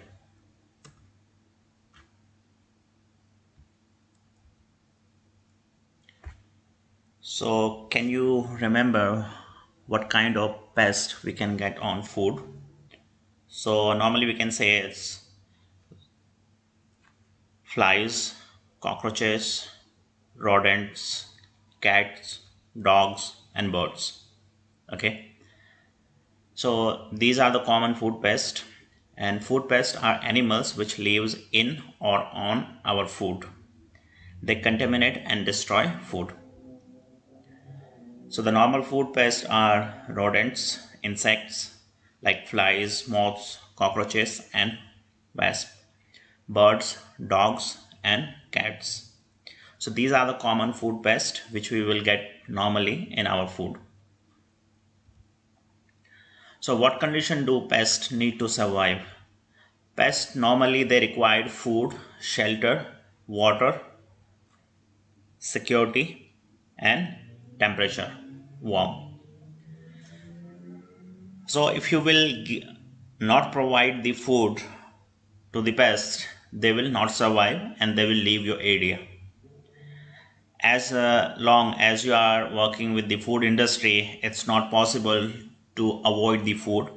So we can't avoid the food, so food will be there always. Second thing, moisture. Moisture also we can't avoid in the food business. So food and moisture we cannot avoid. Shelter also we cannot avoid, because we need the equipments. In those equipments they will hide. What we can do is we can avoid the security. Okay, we have to avoid the security. We don't have to provide the security to them. Okay, if you will provide the security to the pest, they will not leave the area. So security in the sense, like, if you are not disturbing them, let's say there is a cockroaches behind the equipments, if you are not doing the cleaning behind the equipments, it means you are not disturbing them. It means they are secure, they have the secure shelter. So as long as you will not disturb them, they will not bother to go away from that particular area. So what you have to do is you have to do the proper cleaning. Whenever you are doing the cleaning, you have to do the cleaning under the equipment, behind the equipment, top of the equipment. Okay, all the parts you have to cover. And you should not keep anything in the food industry or in the food premises which is you cannot clean. Okay, if you cannot clean that one, that will be the secure shelter for the pest, and they will keep hiding there and they will multiply over there. Okay, after that there is a temperature, warm. If the temperature is too high or too low, particular kinds of pest only will survive. Okay, if you will see inside the chiller or freezer, cockroaches will not survive. They need the particular temperature around, like, let's say 20 degrees Celsius to 45 degrees Celsius temperature cockroaches required to survive. If you will give less temperature, like let's say below 5 degrees Celsius, 6 degree or 7 degrees Celsius, they will not survive on that temperature.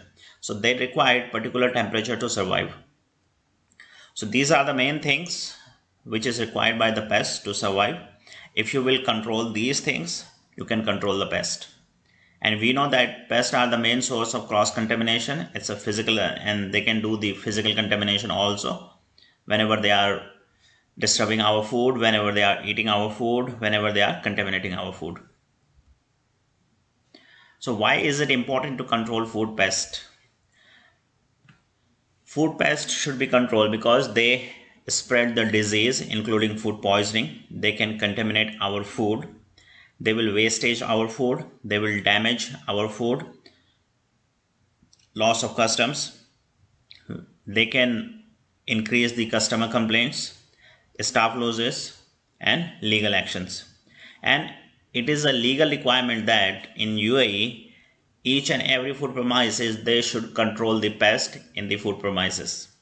If there is any pest in the food premises and there are chances that that pest can cause harm to the consumer, then there will be the legal action will be taken by the authority. So this is the most important reason we have to avoid the pest in our food area.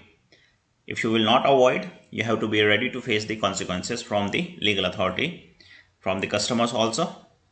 Those things can be happen. So signs of pest must be reported to the manager. So it is the staff responsibility, it is the everyone responsibility that whenever you are seeing any sign of pest, you should report that one. Until unless you will not report any sign of pest, manager, supervisor or the owner of the company, they won't be able to take the action because they don't know what is the issue in the food industry, in the food premises going on about the pest. So when you will report it, they will take the action, and it is your responsibility that you should report to your supervisor and manager. So what are the signs of pest infestation? How can you identify that yes, there is a pest? So you can identify if you are seeing any bodies, live or dead bodies, larva, pupa, eggs or egg cases, droppings, holes, any nest, webbing, growing damage, chewed paper or food, noise. Sometimes they make noise. Their fur, feathers. Sometimes they give very unusual smell. So through the smell also you can identify, yes, there are pests. Their footprints, tail marks, their runs or smears, and bath taken. So through all these things, yes, you can identify, yes, there are pests in your premises. Environmental control, deny access and remove food harborage. How can we prevent pests getting into the premises? First of all, roofing, mesh screen at windows, doors, and air bricks. First of all, you have to identify that what are the areas and what are the ways from like doors or windows where the pest can come in. So first of all, you have to identify those areas.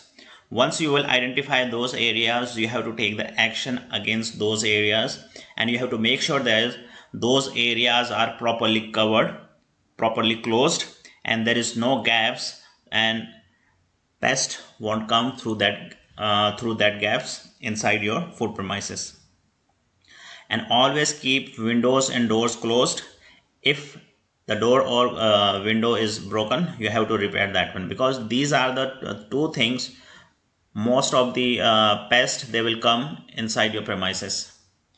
After that, effective maintenance, block up holes in walls. If there is any holes, any gaps on the wall, floor, or anywhere, that should be closed. If you will not close those holes, what will happen? Whenever there is a pest treatment will happen, these cockroaches or any insects or anything, any pest, that will go and they will hide there, and it will be very difficult for you to avoid them, to kill them. And whenever you are receiving, check the deliveries. Most of the time what will happen, you are receiving the deliveries, you are receiving the food items from the supplier.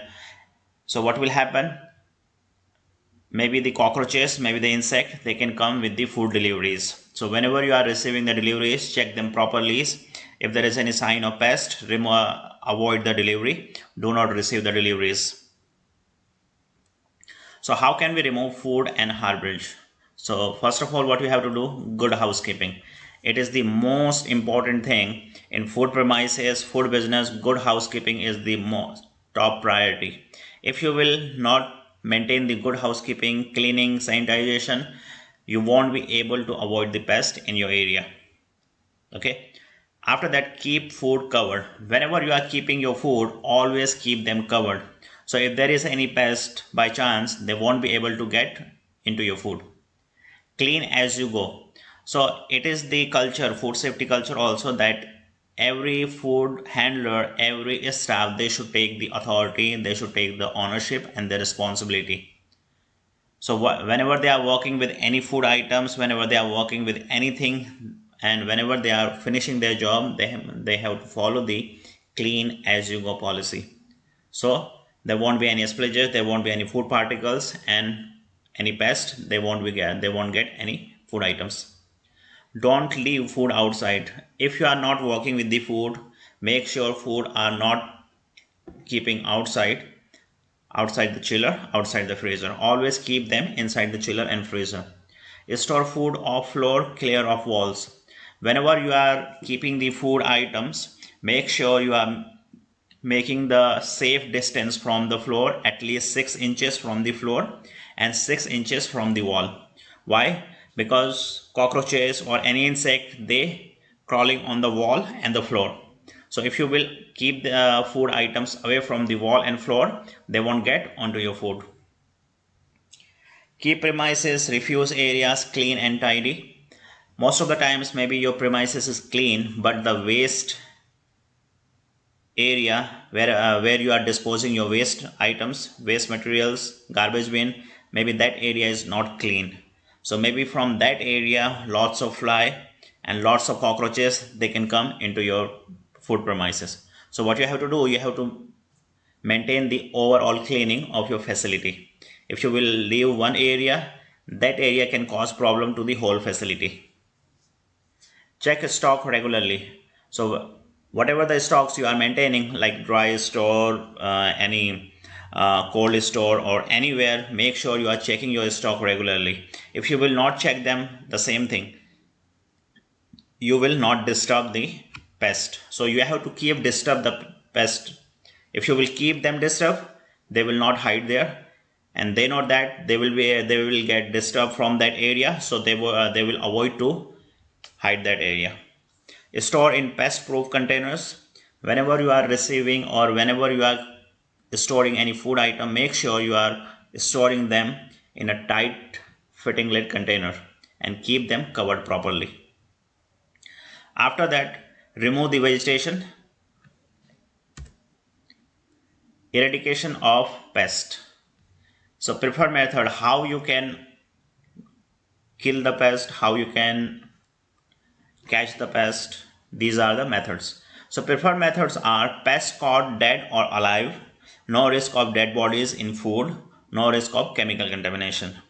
So what we can do is we can install the EFK, electronic fly killers. This is the blue color, UV light is there. So these UV light will attract the flies. So whenever you are installing these UV light, make sure you are installing the glue pad one, glue pad electronic fly killers. If you will install the electronic fly killers with the current one, with the electrical shock, so what will happen, that fly will get the electric shock, and that can go, after getting the electric shock, the fly can fly about 8 to 9 feet away from that particular area. So what will happen, fly get the electric shock, after that that fly can fall down any food items. So what you have to do is you have to use the glue pad. So what the glue pad will do, glue pad will not allow the fly to go away from the EFK. So all the fly will be here inside the EFK. And whenever you are installing the EFK electronic fly killers, make sure you are not installing them above the table, working table, where you are handling the food. If you will install them above your working table, what will happen, maybe any fly or anything can fall down from here, and that can fall down on your food.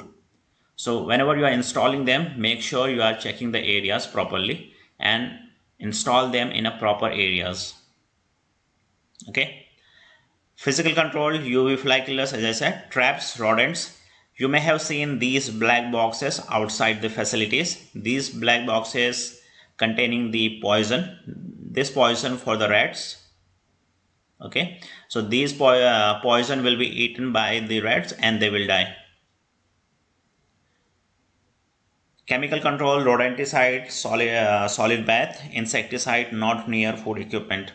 So whenever the pest treatment guys, they will come, they will do the chemical control, they will do the chemical treatment, and through, by the chemical pest, they will die on the spot. Pest control roles and responsibilities. What is the employee responsibility? So as an employee, you have the responsibility that sign of infestation should be communicated to supervisor. You should report to your supervisor, as I said earlier. Second thing, spillages should be cleared immediately and waste material to be disposed of frequently. So if there is any spillages, that should be cleaned up, okay, and waste material to be disposed of frequently. That should not be accumulated. After that, checking incoming deliveries for any sign of pest infestation. As I said, each and every food delivery from the supplier, that should be checked properly for the pest infestation. If there is any pest infestation with the deliveries, that should be rejected straight away. After that, check premises for signs of pest infestation. If there is any sign of pest inside your premises, make sure you report that one also. Okay. So these are the employee responsibility. Now, what are the employer responsibility? Employer to implement an effective pest control system. It is the employer responsibility, owner responsibility.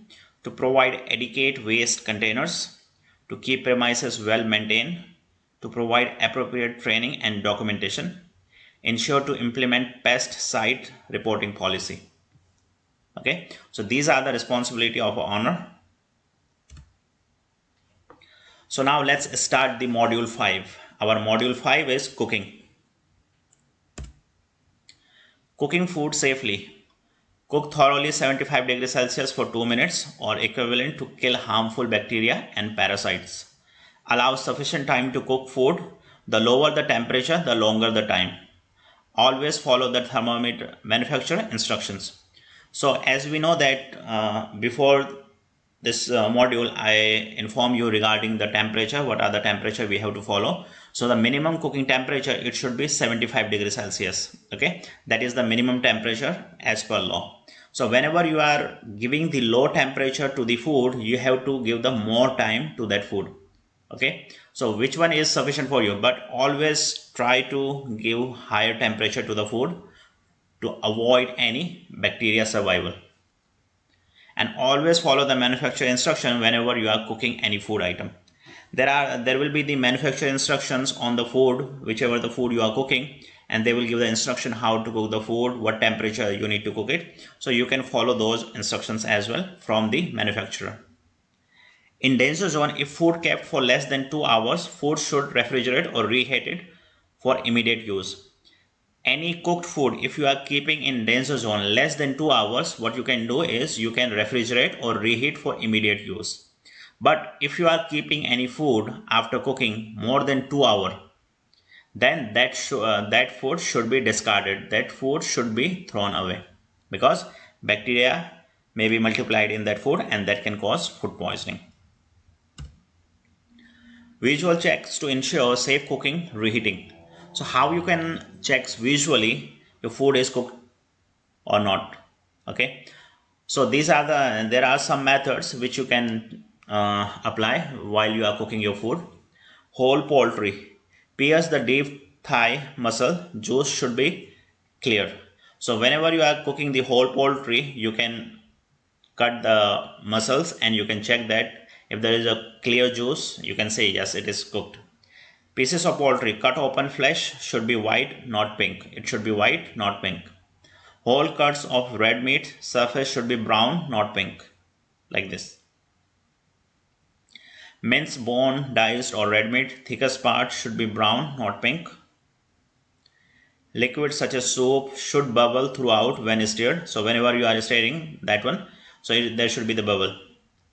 Combination dishes, food should be piping hot, steaming throughout. So these are the things you can apply whenever you are cooking the food. But the most effective and the scientific way is checking the food temperature by the thermometer. This is the safest way and the scientific way which can tell you that yes, your food is cooked. Okay, and that is the safest way also. So always try to go for that one. Thermometer, you are using the prop thermometer. If you don't have the prop thermometer, second option you have these. So but the first option you should always go for the prop thermometer. So this is the prop thermometer. You should go always for this option. You should use always prop thermometers.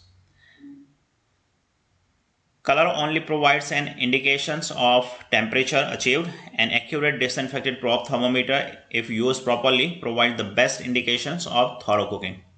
Okay, as I said, so thermometer will provide the best indication of thorough cooking. A core temperature for 70 degrees Celsius for 2 minutes or equivalent is often used in catering, but manufacturers use higher temperatures. Probe must be calibrated in accordance with the manufacturer instructions. This thermometer, whenever you are using, make sure it is calibrated also through the external contractor. And thermometer's accuracy should be plus and minus 1 degree Celsius. If your thermometer is showing plus 1 or minus 1 degree Celsius, if it's okay, you can use this one. But if it is showing more than 1 degree, more than 1 degree plus or less minus 1 degree Celsius, then you should not you should not use the thermometer. You should avoid to use that thermometer and you should purchase the new one. So employee responsibility, owner responsibility is that to provide the appropriate training on the correct use and disinfection of props together with documented procedure for calibration. Hot holding. After the cooking, maybe you want to keep your food hot. So how you can keep your food hot? Hot food must be stored at or above 63 degrees Celsius for a maximum of 2 hours. So maximum of 2 hours you can keep your food hot above 63 degrees Celsius. Stewed sauces soap should be stirred. Food should be protected, covered. Hot cupboard should be preheated. If you are keeping your food in a hot cabinet or in the bain-maries, make sure the water in the bain-marie or the siphon dish, they are preheated before you are keeping the food in.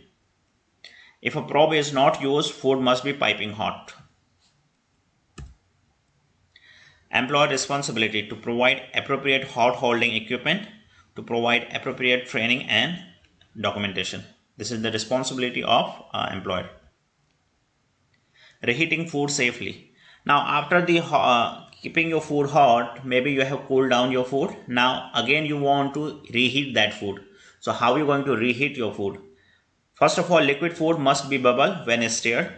Solid and composition food must be piping hot in the center. Temperature probes may be used in addition to visual checks to verify safe practice. So when you are reheating your food, that time also you can use the thermometer. That is the safest way to check your food is reheated or not. The time and temperature should be sufficient to ensure that heat penetration at the core of a food will result in the destruction of any pathogenic microorganisms. 70 degrees Celsius for 2 minutes or equivalent may be used, or you can go for 75 degrees Celsius, as I said earlier, minimum 30 seconds. And your food should be reheat only one time. You are not allowed to reheat your food item more than one time. Employer responsibility for cooking, reheating and hot holding. To establish appropriate checking methods, example, a small catering business can use visual checks every time. Large catering organizations and manufacturers also carry out temperature checks. Manufacturers may also undertake sampling to provide appropriate training and documentation. These are the responsibilities of an employer. Checking and recording temperature. So how you can check the temperature, and the most important thing is recording the temperature. So whenever you are checking the temperature from the probe thermometer, first of all what you have to do is you have to use a clean, disinfected, calibrated, tip sensitive thermometer or infrared, not for core temperature. Whenever you are using the infrared, that should not be used for the core temperature, because the infrared thermometer, that will give you only the surface temperature, not the core temperature. Okay, take the core temperature. So whenever you are using the probe thermometer, you have to take the core temperature. Core temperature means the temperature of the center part of the food. Allow minimum of 30 seconds contact time. So whenever you are taking the temperature, leave the thermometer within the food for maximum 30 seconds. Avoid fat, bone or gristles or container sites. So whenever you are taking the temperature with the thermometer, make sure this nib should not touch any bone part. It should not touch any bottom part of the container or metal or anything. If it will touch, it will not give you the correct temperature of the food. Use food substitute in fridges. Record the temperature if appropriate and keep record for 3 years. So whenever you are taking the temperature of these food items, you must record them also, because these temperature records will be used as evidence in future by the time of audit. Whenever the authority coming for the inspection, they may ask the record of these temperature, and if there is any incident happen, like any food poisoning case happen with the food, you can present these evidence, these record as evidence. So these records can save your life also. So whenever you are doing any work, make sure you are maintaining the evidence also, so that can save you in future. What mistakes can be made using a probe thermometer? So if the employee, they don't know how to use the probe thermometer, they can do several mistakes. So it is most important that, and it is the responsibility of the owner or supervisor or the manager, they train their staff on how to use a probe thermometer. Okay, so what mistakes can be made while using a probe thermometer? Most of the time probe thermometer people, they are not calibrating because saving the cost.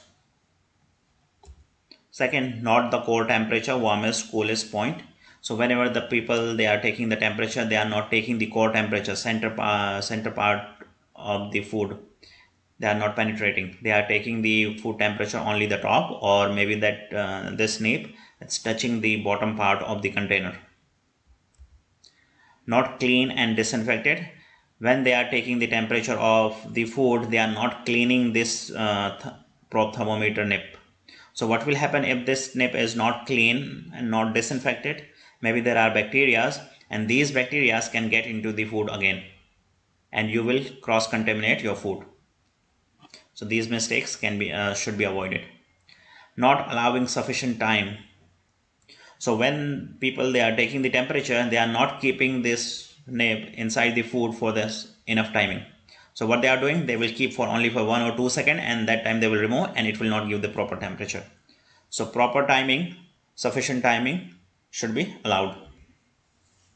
Touching bone or container. So maybe sometimes when they are taking the temperature, this nib will touch the bone and touch the bottom container. So it will not give the proper temperature. Recording Fahrenheit as Celsius. Internationally, there are temperature we are recording in two way. One is Celsius, another one is Fahrenheit. In US, people they are using the Fahrenheit, and Britain, UK, they are using the Celsius. In UAE also we are using the Celsius. So whenever you are recording the temperature, make sure you are checking the your thermometer whether it is set on Fahrenheit or Celsius. If it is set on Fahrenheit, make sure you are setting it on Celsius, because in the UAE people they are using the Celsius instead of Fahrenheit. Okay, that was all about the cooking. Now let's start the cleaning. Cleaning food surfaces. Cleaning application of energy to surface to remove dirt and grease. Cleaning its application. Okay, its application to of energy to surface to remove dirt and grease. Detergent, it's a chemical which will remove the dirt, grease and food particles. It will not kill any bacteria. Okay, keep this thing in mind. With the detergent, with the chemical, you won't be able to kill any bacteria. With the detergent, with the chemical, you will only remove the food particles, grease, oil, that's all, nothing else. Disinfectant, it's a chemical used to reduce the number of microorganisms to a safe level. By the use of disinfectant, you can kill the bacteria, you can remove the bacteria, you can reduce the number of bacteria or count of the bacteria from any surface. Okay, food premises are to be kept clean, all food contact surfaces to be clean and where appropriate disinfected and dried between activities. Small utensils and equipment should be washed in a dishwasher if possible. Equipment should be clean in accordance with manufacturer instructions. If there is any manufacturer instructions for the equipments, that should be clean as per their instructions. Hazard from cleaning. We know that we are doing the cleaning to make sure that there is no any food safety or the hygiene issue in the facility. But most of the time when people do the cleaning, through the cleaning also they can present the hazard to the food also. So when we are doing the cleaning, we have to be very careful also, and we need to take care of that, and we need to make sure that we are not presenting any hazard to the food. So what are the hazard from the cleaning? One thing is the cross contamination, especially from clothes, disposable, preferred, also color coded. Cross contamination especially from the clothes. Tablecloths people use, hand towels people use to clean the table or other items, and those hand towels people mostly will use for the preparation area, and the same hand towels they will use to clean the ready to eat area. So what will happen, whatever the bacteria is there in preparation areas like poultry area or meat area, all the bacteria will come on the hand towels, and from the hand towels while the people they will clean the other kitchen area, bacteria from the hand towels that will be transferred in other areas. So this is the most risky part of the cleaning. So what we can do in this one, always use the disposable preferred towels, or use the paper towel, disposable paper towel, or use the color coded towels. So make sure each and every area has the separate color coded towels, so that won't be mix up. After that, chemical contamination. During the cleaning, while cleaning the container or while cleaning the table, maybe there are some chemical particles on the container, or while cleaning the table or cleaning the floor, chemical particles will go onto the food. So in that way, chemical contamination can happen. After that, physical contamination from brush, bristles. Maybe the brush is damaged, it's not kept properly, these particles are coming out. So sometimes what will happen, these particles can get into the food also while cleaning. Okay. Failure to destroy harmful bacteria. If cleaners are responsible to clean any area properly, disinfect any area properly, and they will not disinfect and leave the bacteria on the table, so what will happen, those bacteria will survive there, and those bacteria can cross contaminate the food items. Cleaning equipment also sometimes present the risk to the food. So what will happen, cleaning equipment also, they can present the physical contamination, and other things also can fall down on the food. So what is the employer responsibility, owner responsibility? Employer had the responsibility that to provide a suitable and sufficient cleaning materials and chemicals, to provide suitable safe storage for chemicals, to maintain cleaning equipment in good conditions, to provide documented guidance on cleaning procedures, so it will be easy for cleaner to do the cleaning, to provide cleaning schedules to include all equipment and surfaces. So there should be the cleaning schedules for all areas and all equipment, those should be covered.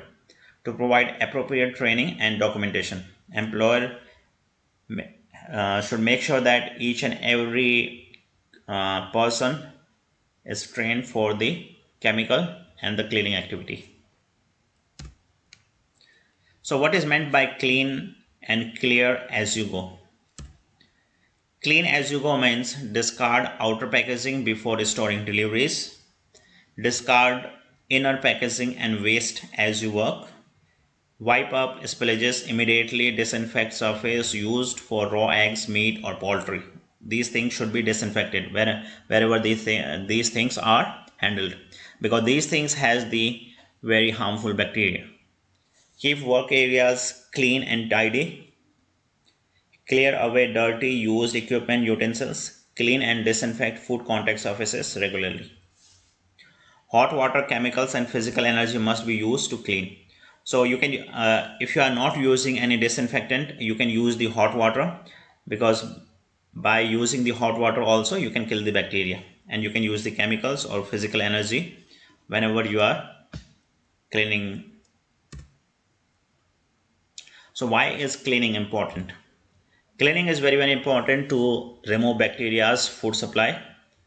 If you will not do the cleaning, what will happen? Food particles will remain there and bacteria will get the food and they will multiply. To reduce the risk of food poisoning, if you will not do the cleaning, what will happen? The food particles will be there and bacteria count will multiply, increase, and those bacteria will get into your food and the food poisoning cases will happen. To remove materials for food for pest, as I said earlier, if you will not do the cleaning, if you will not remove the food particles, what will happen? Pest, they will get the food. To reduce the risk of food contamination, so that's why we need to do the cleaning. To remove dirt and grease, to allow disinfection, to promote a good image, reduce complaints, that's why we need to do the cleaning.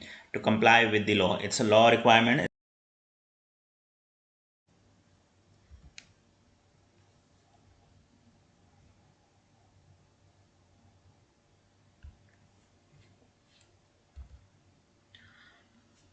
What safety precautions would you apply when cleaning to prevent hazards? So when you are doing any cleaning activity, you have to make sure that you have to avoid any hazards that can affect the food safety. So how you can do that? What you have to do is, first of all, you have to purchase the chemical only from the reputable supplier. In food industry especially, there are separate chemicals which is allowed in the food industry. Never use any chemicals which is not allowed to use in the food industry, because if you will use those chemicals, what will happen, those chemicals can cause any vapors whenever you are cleaning, and those vapors can get into the food, and through those chemicals food poisoning can happen. And some of the chemicals will remain on the container while you are cleaning, and those chemical parts can get into the food. In that way also, that chemical can cause food poisoning. Don't use the same cloth for everything. As I said, for each and every purpose, each and every area, you should have these separate clothing. All these clothing can be maintained by the color coding. Use color coded chemicals and equipment. So whenever you are using any equipment, cleaning equipment like brush and mop, always use the color coded equipment. So if you are using any mop for the toilet, do not use the same mop for the kitchen, because your toilet is very dirty area. Most of the bacteria and the millions of bacteria will be there. So when you are using that mop in the toilet, so all the bacteria will come on the mop. If you will use the same mop, what will happen? You will transfer the bacteria from the toilet to the kitchen. In the same way, what you can do is you can use the separate mop for separate area to avoid the bacteria transferring from one area to other area. Always follow manufacturer instructions. So whenever you are using any chemical, before start to use any chemical, read the label properly. What are the instructions there? How to use the chemical? What are the precautions you have to take? Use them properly and use the PPE properly. Then start to use the chemical. As I said, wear suitable protective clothing, that's a PPE. Use suitable equipment in good conditions. So whatever the equipment you are using for the cleaning, that should be suitable and that should be in the good conditions. Don't clean near food. If you are cleaning in the food area, make sure there is no food. If there is any food, that should be covered properly. And if there is any chef or cook, just inform them to remove the food from that area. After then you start the cleaning. So before starting the cleaning, make sure you look around your area, and if there is any food items, make sure that is covered and removed from that area.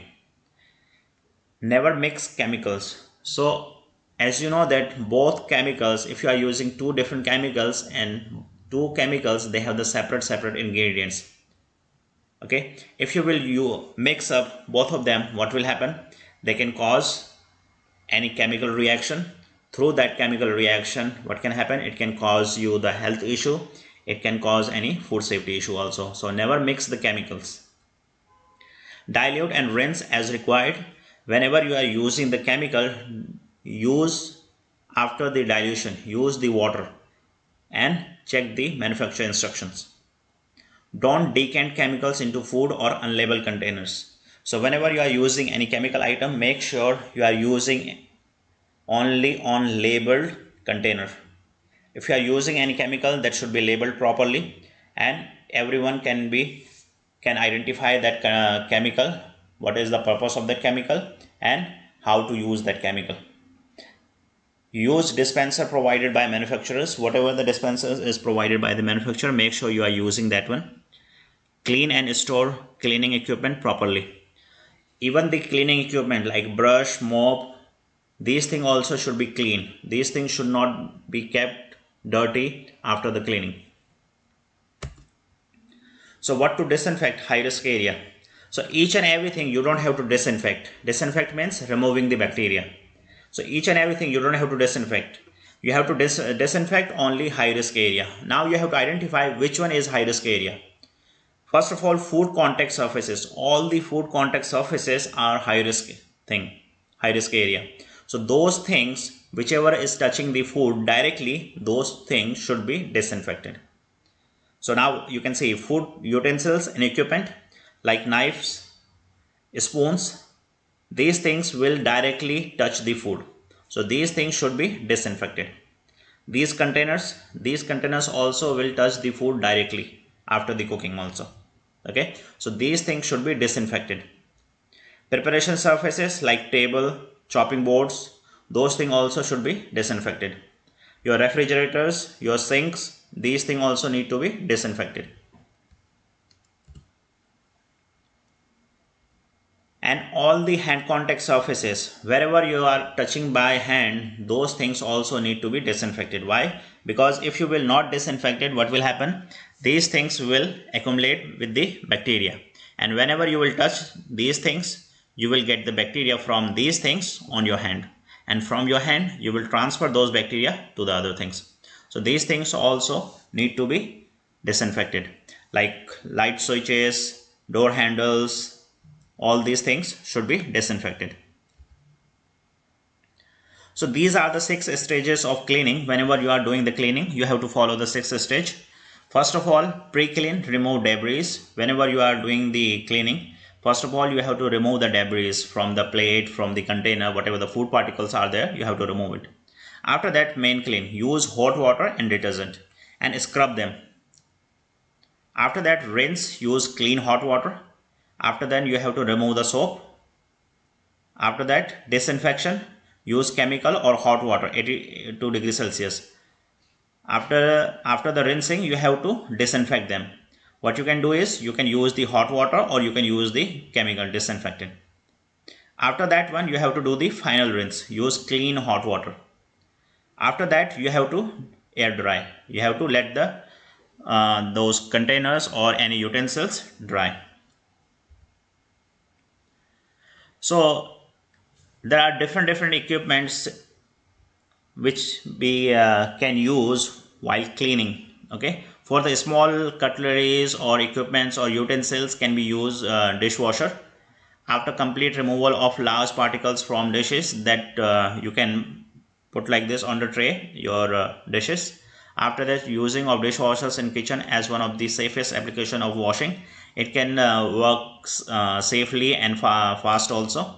The machine automatically mix the chemicals. You don't have to apply the chemicals, the machine will do all the work.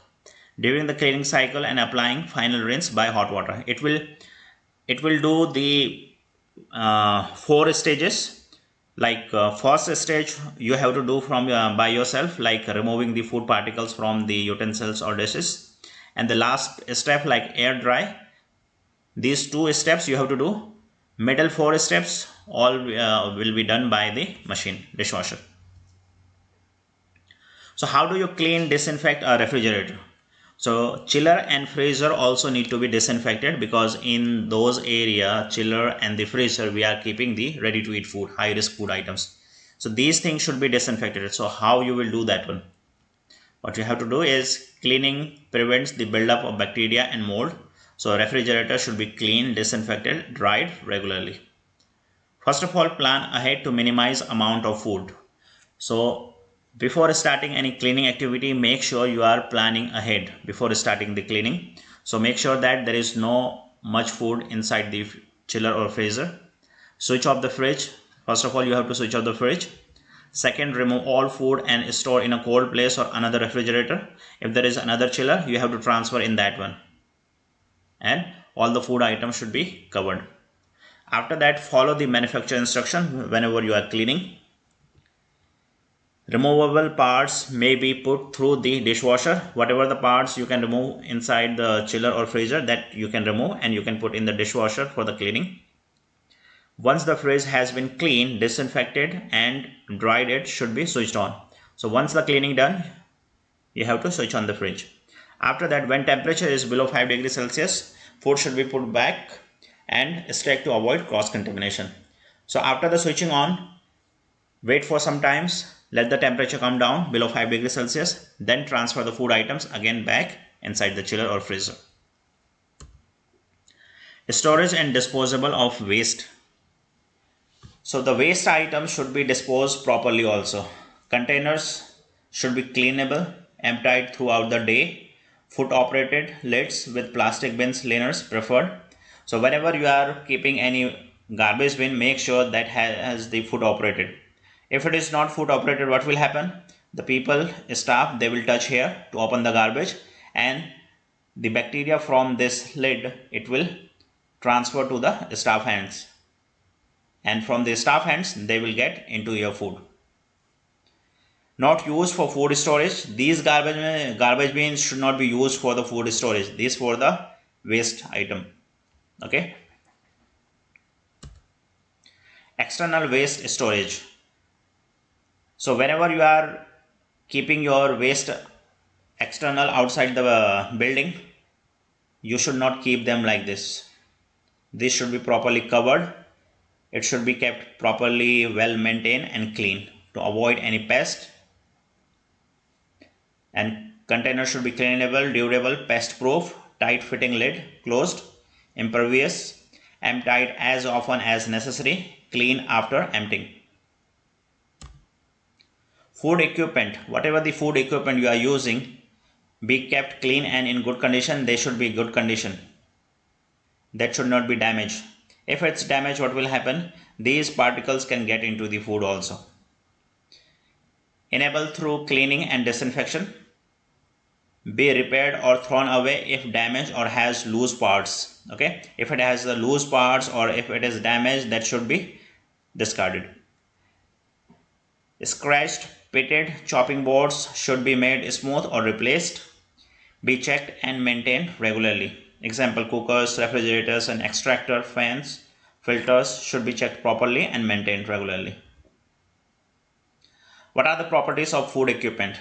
The properties of food equipments are well designed and constructed, suitable material, not soft wood. So whenever you are using any suitable material in the food premises, make sure that equipment is suitable and the utensils are suitable for the purpose of work. Easy to clean, they should be easy to clean, smooth, impervious and durable, corrosion resistant, color coded, suitable for use. Material used for wrapping or packing. Okay, if you are using any material for wrapping or packing any food item, it should not be hazardous or a source of contamination. Be made of material which does not transmit toxic substances, odors or taste of the food.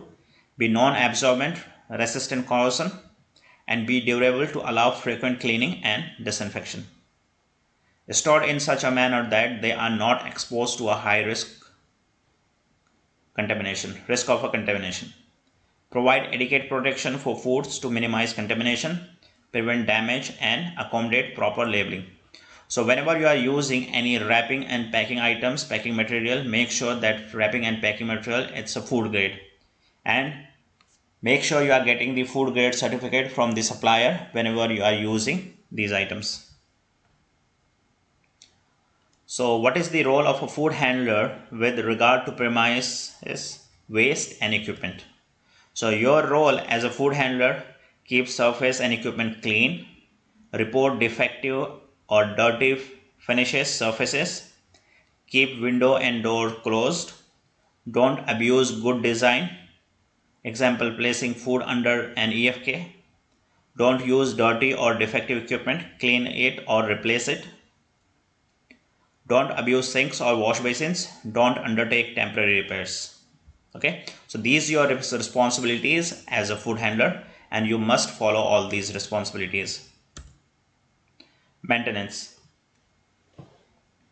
So maintenance is a crucial part in food premises. If you don't have any proper maintenance plan in your food premises, most of the equipment will not maintain properly and those equipment and the machines will cause hazards to your food items. So structural damage to surface, example damp or cracked plasters, broken tiles and light fittings should be repaired immediately. Extractor fans and filters should be checked regularly to ensure they work properly and are free from grease and dirt. To provide a preventive maintenance schedule for premises and equipment, as I said, there should be a schedule for the equipment and the premises also. To provide appropriate training and documentation, there should be there for the maintenance. So that was all about the module 6 for cleaning. Now we have the module 7, chilling. Chilled storage. So as I said earlier, for the chilled storage we have to maintain the temperature below 5 degrees Celsius. Our chilled storage, like a chiller or freezer, that should not be overloaded. That should be kept clean, neat and tidy, and doors should be closed always. And don't leave high risk food out of the fridge for longer than necessary. Prepare small amounts. Stock rotation, new stock at back. So whenever you are keeping any food item inside the chiller or freezer, make sure new stock will go back and the old stock will come in. So you have to follow the FIFO, first in, first out, or you can follow the first expiry, first out. Anything you are keeping inside the chiller or freezer, that should be cover and date label. Use by date should be there. Separate raw and ready to eat item. If you have enough chiller or freezer, make sure you are keeping raw item and ready to eat food item in the separate chiller.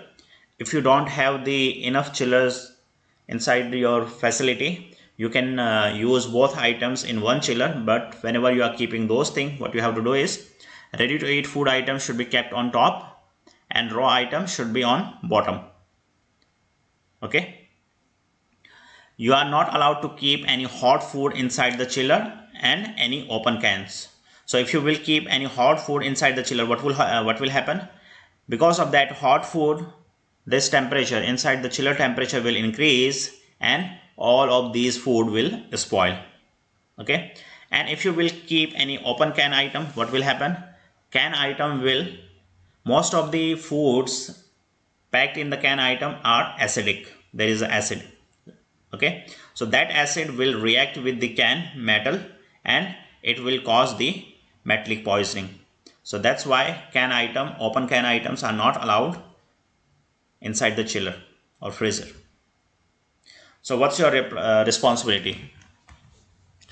So employers honor responsibility to provide suitable and sufficient storage, to provide suitable temperature monitoring devices, to ensure stock is rotated, to ensure a suitable labeling system is in place, to provide appropriate training and documentation.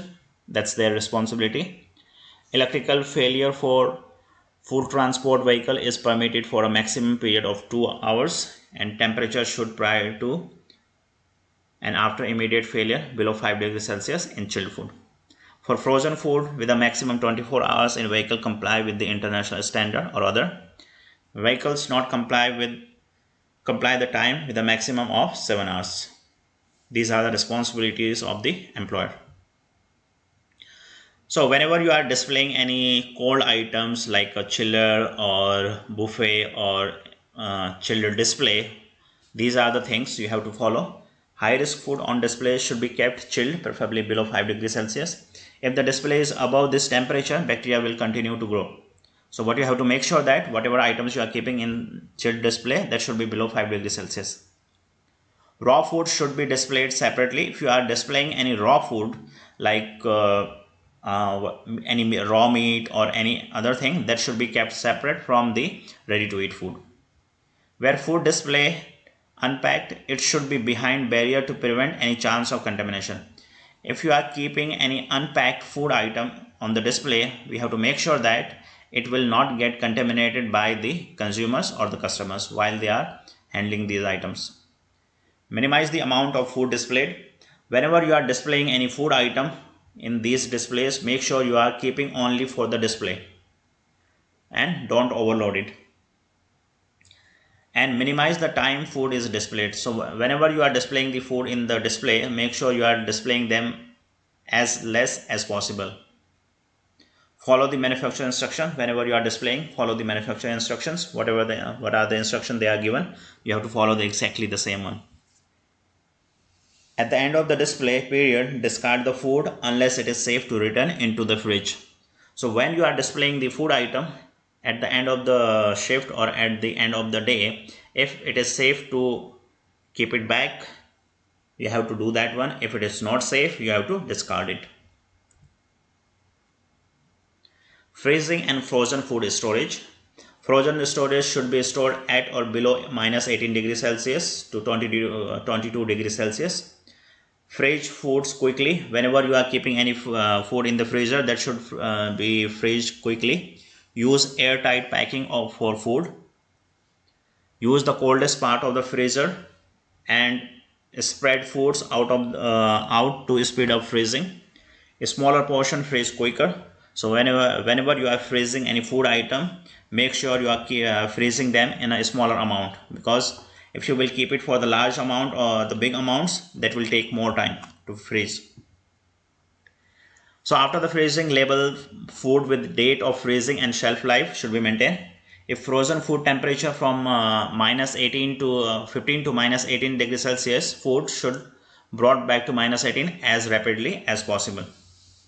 If higher than minus 15 degrees Celsius but lower than 10 degrees Celsius, lab testing required.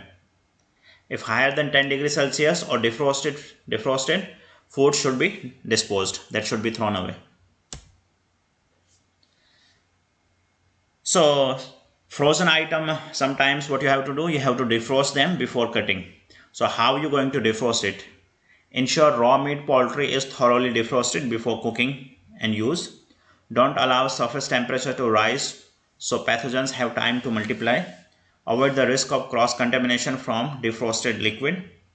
High-risk foods are best defrosted in a refrigerator. Allow plenty of time for defrosting. Cold water may be utilized to speed up defrosting. In UAE, the safest way of defrosting is defrosting any chicken, any meat item or anything inside the chiller, and the product temperature should not go more than 5 degrees Celsius. Now there are other two methods also defrosting, like defrosting in the cold running water, but whenever you are defrosting in cold running water, you have to make sure that water temperature should not go more than 21 degrees Celsius. And we know that in UAE it's very hard to get 21 degrees Celsius water. So the best way of defrosting is inside the chiller. Another way is microwave defrosting. But the problem with the microwave is when you are defrosting, outer part of the food, it will defrost and it will start to cook. But inside there will be the ice. So it is also not the best way to defrost it. So the best way of defrosting is inside the chiller, and that is the safest one also. After that, cooling food. After the cooking, maybe you have to cool the food. So avoid cooking large quantities of food. A smaller portion speed up cooling. So whenever you are cooling down any food, make sure you are cooling them in a smaller amounts. So if you will cool them in a small amount, that will be cooled down very quickly.